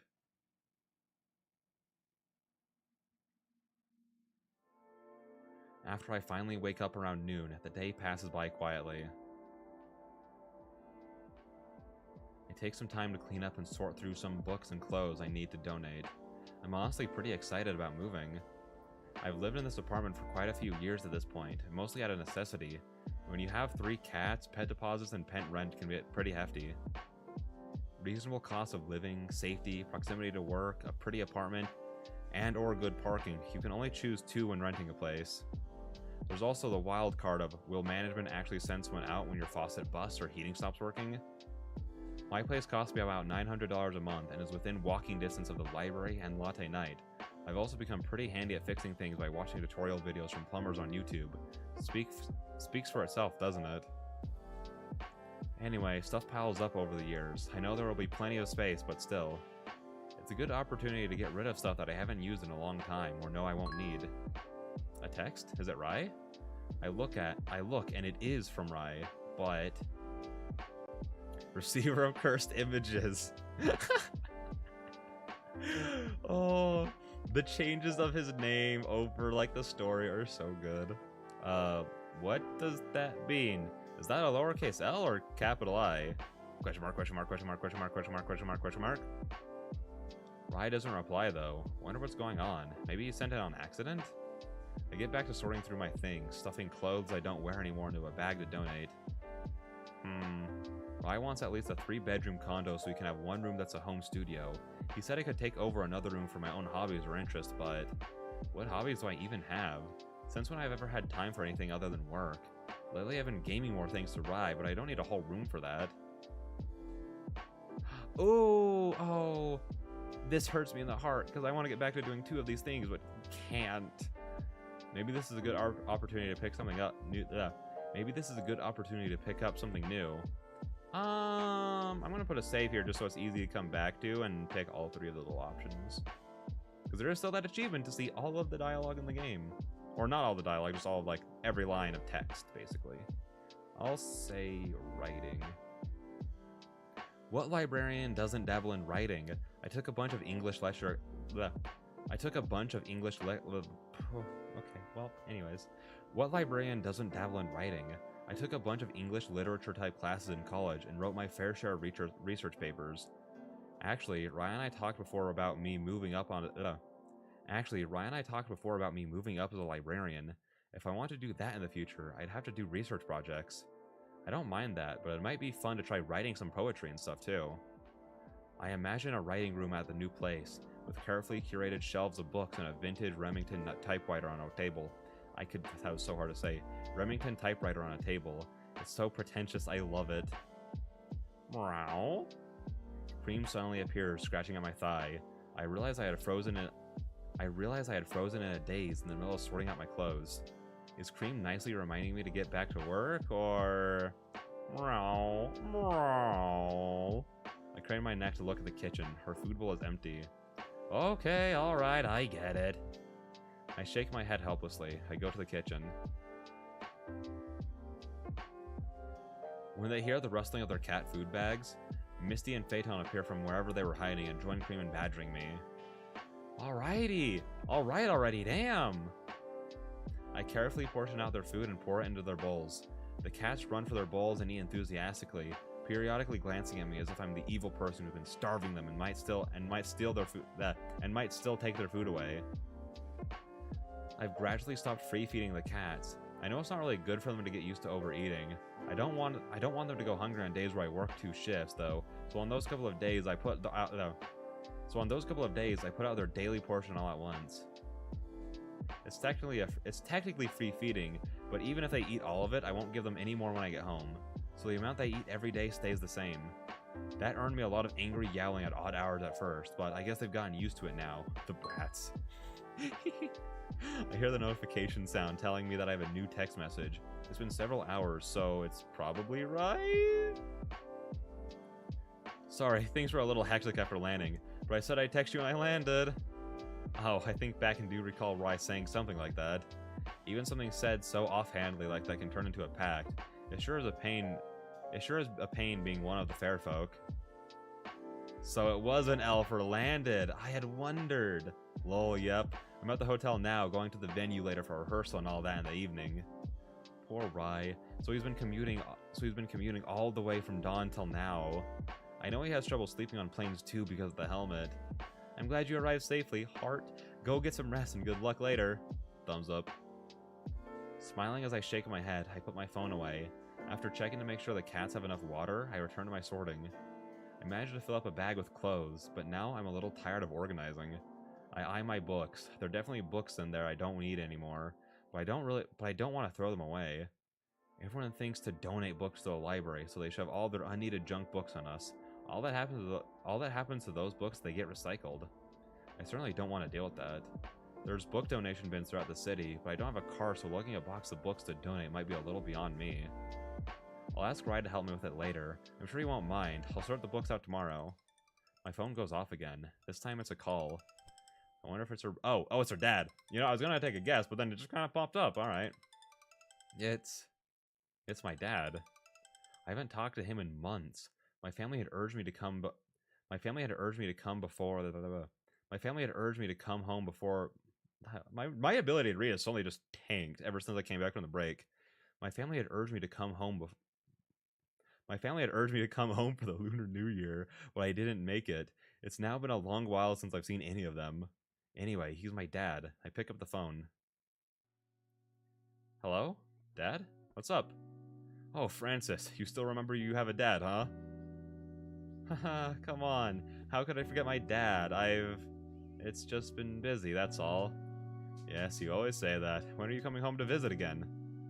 I don't know. We make small talk for a while, with him just catching up with what's been going on at home. I haven't spoken a word to my mom since that blow up when I came out, so all my info just comes from Noah. Hearing more from my dad's point of view is nice. Just because things are awkward and often disappointing doesn't mean I hate my family. Noah told me you're seeing someone. Mm-hmm. It's been a few months now, actually. I clear my throat. We're thinking of moving in together soon. There's a long pause from the other side.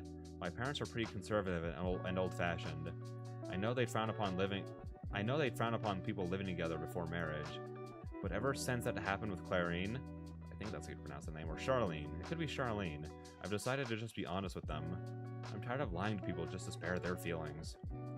Only to have it all blow up in my face later anyway. You must be serious about her? I'm dating a man this time. I can't keep the bitterness out of my voice. I love Rye for who he is, of course, but... Well, it feels like a safe choice in a way. I can pass her straight with this. I know my parents will be happy, but that's not why I'm seeing Rye. Of course, there's a potentially bigger problem. I'm not opening that can of worms today. I see. Well, I'll try to visit when I can. I know it's been a while. Yes, bring him over too if you can. That might be a little difficult. Well... He doesn't ask why, though I can tell he wants to know more, and is just holding himself back. An awkward silence comes over us for a while. I'm still a little confused as to why Dad called. Maybe he was just missing his daughter. As if... So you've been talking to Noah, yes? Mm-hmm. Your mom and I are very worried about him. Really? Why? I thought he was doing fine. Is it because he doesn't have a girlfriend yet? I heard from my colleagues at work that if I... I just read ahead. I heard from my colleagues at work that it can take a long time to find a donor. Luckily you are a match, but of course it would be better to... What? A match? What are you talking about? My dad doesn't speak for a long while. You don't know? Tell me. I feel something, a sense of foreboding. Noah has a serious kidney disease. He might require a transplant. Our family doctor has said that he looked at your Our family doctor said that he looked at the records and you could donate your kidney. Your mom and I are too old and my own kidneys aren't doing too well. Wait. Your mom and I are too old and my own kidneys aren't... Okay, he was just finding two reasons as why he couldn't. For a second there, I was like, wait, did he only say that his mom was too old, but his own kidney... Your mom and I are too old and my own kidneys aren't doing too well. Otherwise... I almost black out right then, but my dad continues. Of course we don't want it to come to that, but if it takes too long for him to find a suitable donor, then... Dad? Yes? Well, why does it keep turning on to auto? Is that what's happening here? Yeah, it is. Why does that keep happening? That's weird. He sounds very taken aback at our... He sounds very taken aback over being interrupted. But what can I do? I can't bear to keep talking about this. I'm sorry. I have to go. I have some work to do I hadn't finished yet. Oh, of course. My call surprised you, I understand. Then let's talk later, yes? I didn't mean to spring this on you like this. I thought for sure he told... Bye, Dad. I hang up the phone, my heart racing. What? Is he serious? Noah needs a kidney transplant... Did I just say a kitty? A kitty? A kidney transplant? And they want me to donate a kidney to him? Okay, this is what's always confused me about kidneys and all that shenanigans. I don't understand how if one person has a kidney that fails, they can't just have it removed. They need a kidney transplant. But the person can transplant one of their kidneys without it messing them up. Like, obviously puts them at more risk if something does happen to that one kidney, then they're very, very screwed. But it's just... It's so weird. I mean, I know I could just look it up, but, like, I don't know. Too much effort. I collapsed onto the couch in a stupor, feeling unprecedentedly disappointed and sad. Is that why Noah randomly started calling me lately? He wanted to ask me about donating my kidney, but couldn't work out the guts to do it? He hasn't mentioned even a word about being sick. Wow. I feel terrible. This is the worst. I don't even know how to begin processing this. I stare out the window, a feeling of utter cold washing over me. I can't even muster up any tears to cry with. And I think there is probably a good place to end. I'm mostly ending just because I am getting a little sleepy and my hand is starting to hurt a bit. Oh no, I'm almost out of slots. Almost out of slots to use for saving. Is there more? Oh, there is a page 10. It just doesn't show down here. Anyways, with that all being said, let's go ahead and go here. And then go to extras. And then go to cat stories. Oh, okay. So we got one more for today, and then we got 3 more to get. So I'm guessing that like the next every about 2 hours we do, we'll probably get like another one. I'm guessing. So it works out just fine. Womp womp womp womp womp. In which we form terrible first impressions. It would seem as though at least one of Phaeton's worries has come to pass. That harbinger of death is cooking breakfast for Francis. The relationship is proceeding unabated. Unabated? Unabated. We sniff in his general direction somewhat spitefully. Mayhaps his intentions for our girl are good, yet the heavy scent of death wafts through the apartment. We cannot say that we care much for it. Why the long face, your majesty? We cannot approve of Francis tying her destiny to such a man. He shall only ruin her happiness in the end. In our many years, we have seen too many a sad tale to look upon In our many years, we have seen too many a sad tale to look upon the pair with optimism. Such pairings rarely turn out. I shall presume to repeat the advice I gave to Phaeton. You must not make mountains out of molehills, your majesty. Unlike the whelps, we know full well what she is referring to with such words. You believe that we overly worry. A little bit of caution is good, but too much spoils every chance of happiness. You speak as though you have some experience with such matters. Cream is a mysterious one, perhaps even more so than us. Even now we know little about her, only that she is on the last of her 9 lives. As if sensing our thoughts, Cream looks up to meet our gaze with a Cheshire grin. I do have experience, yes. I have acted when I should have waited, and waited when I should have acted. And when I wanted to repent, they were no longer by my side. Hardly an uncommon occurrence, yet her words stir something in my heart. Something like pity, though Cream hardly deserves such a thing. 'Twould be unbecoming for me to pity for her for when she lives her life without looking back, unlike us. So while I may not be advisable, I say to let them be. So while I may wait, is this Cream talking? So while it may not be advisable, I say let them be. Unlike us, Frances has but one life to live. She cannot afford such heavy regrets. What if it doesn't work out? What if she just has more regrets in the end? I don't remember what voice I gave to Phaeton, so we're gonna go with that. Isn't that what pets are for? To comfort her when she's low? You talk big game for someone who was so scared when he walked in the door. At that, Cream finally flusters. Well, I can hardly help my natural instincts, can I? Still, I was closer to him than either of you. Instincts, huh? So deep down you don't like him either. It's not about me liking him or not liking him. What matters is that Frances likes him, and I want Frances to be happy. That at least is something we can agree with. Should things go wrong, though, we are loath to use our powers save for matters of absolute necessity. We do have some methods at our disposal. Keeping an eye on him. Keep an eye on him, Phaeton, if he does anything untoward. As we speak, the Dullahan turns in our direction. Though he possesses no eyes, we can sense his gaze. He should not be able to understand cat language, but perhaps he can sense one of his own kind nearby. Wait, whoa. Perhaps he can sense one of his own kind nearby. We can hardly hide our regal status, after all. Does he fancy himself observant? We shall have to make sure he stays on his best behavior while under Frances's roof. As a first order of business, however, we shall rub ourselves all over his belongings to assert dominance. A queen's fur is difficult to remove, young Dullahan. Oh, those are good. Those are so silly and so great. I hope at the end, there's like an actual twist where it's like, oh no, turns out all 3 cats were demons from hell this whole time. Who would have seen it coming? I think that'd be very funny.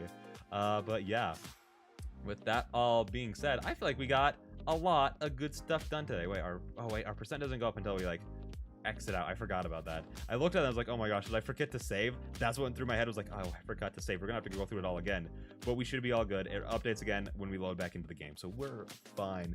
You know, we got a lot of good stuff done today. You know, we started off strong, had a little bit of a yap session. It only went for a little bit longer after that, but again, my hands are starting to hurt a decent bit, so I should probably stop it there. You know, again, it kind of goes on the day. Like some days I can play games and barely have any pain by the end, and other days it's like, oh wow, I clicked X once every 10 seconds for 2 hours, and now my hands are in so much pain I might not be able to sleep well tonight, sort of stuff, you know what I mean? That's not actually how bad they feel tonight. That was just a point, you know? That's just me like giving an example.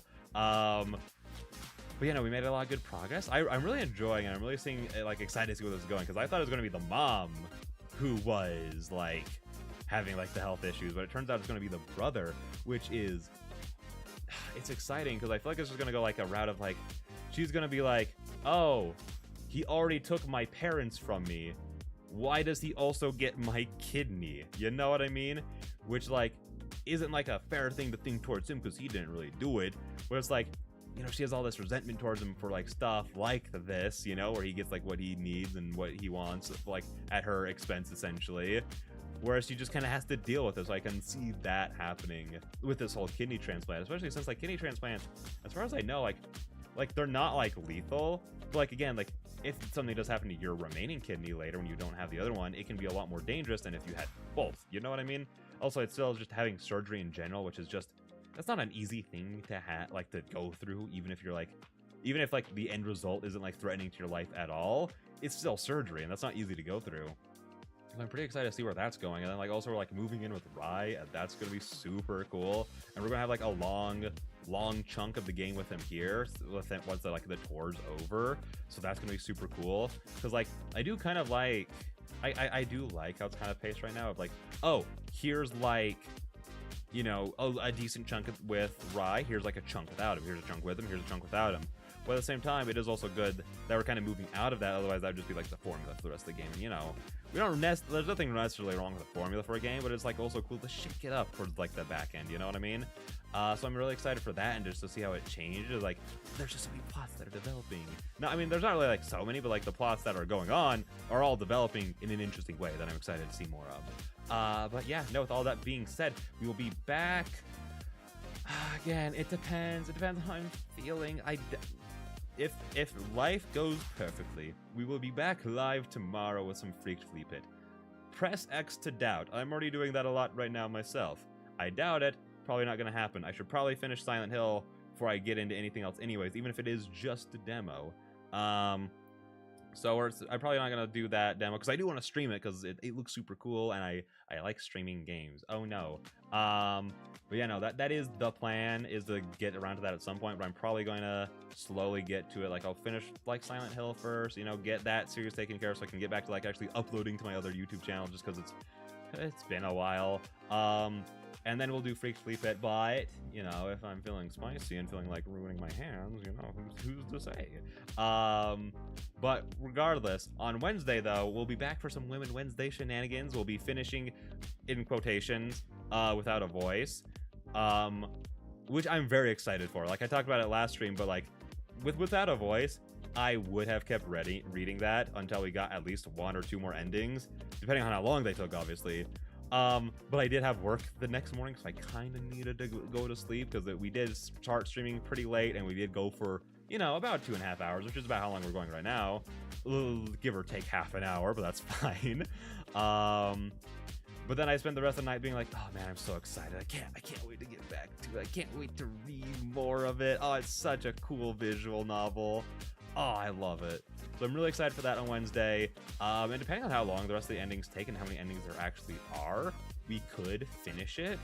And then the plan after that is, for Women Wednesdays, is that there's I think it's called a Tith in Blood. I haven't, I'll admit, I've been very busy. I have not looked at the trailer for it.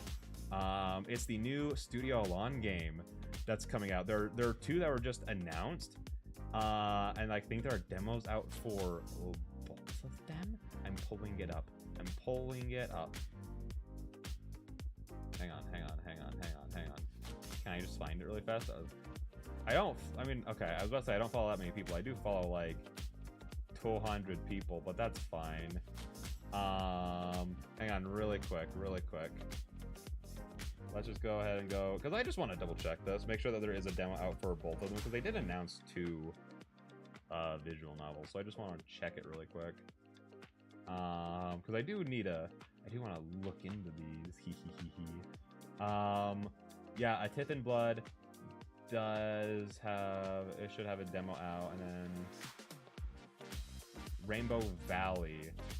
Actually, I'm just gonna pull up Steam really quick. We're just gonna take a quick little road trip at the end of all this. Let's just go ahead and go Tith in Blood. Okay, yes, there is in fact a demo. So then Rainbow Valley. I think that there's Rainbow. Yes, there is a demo for this out as well. Wait, is it? No, there's not. Never mind. I just blatantly lied to you guys. Oopsie. That's fine. So, after A Tith in Blood, then we'll move on to, like, Highway Blossom and stuff like that, like other Studio Alon visual novels. That's the general plan, is just to kind of read, like, you know, visual novels every Wednesday. Like, I already talked about it a couple times, but I just want to kind of reiterate just because not everyone sees everything. That is the plan, is to keep, like, Wednesday nights as, like, visual novel night. Maybe during October, if I do get my hands back, we can move back into, like, doing, like, some late-night horror games. Granted, I don't know if we'll be doing that on Wednesday, because, again, I always do want to keep visual novels as a part of what I do here, so who's to say? But with all that being said, I'll see all ya beautiful people in the next one. Bye-bye.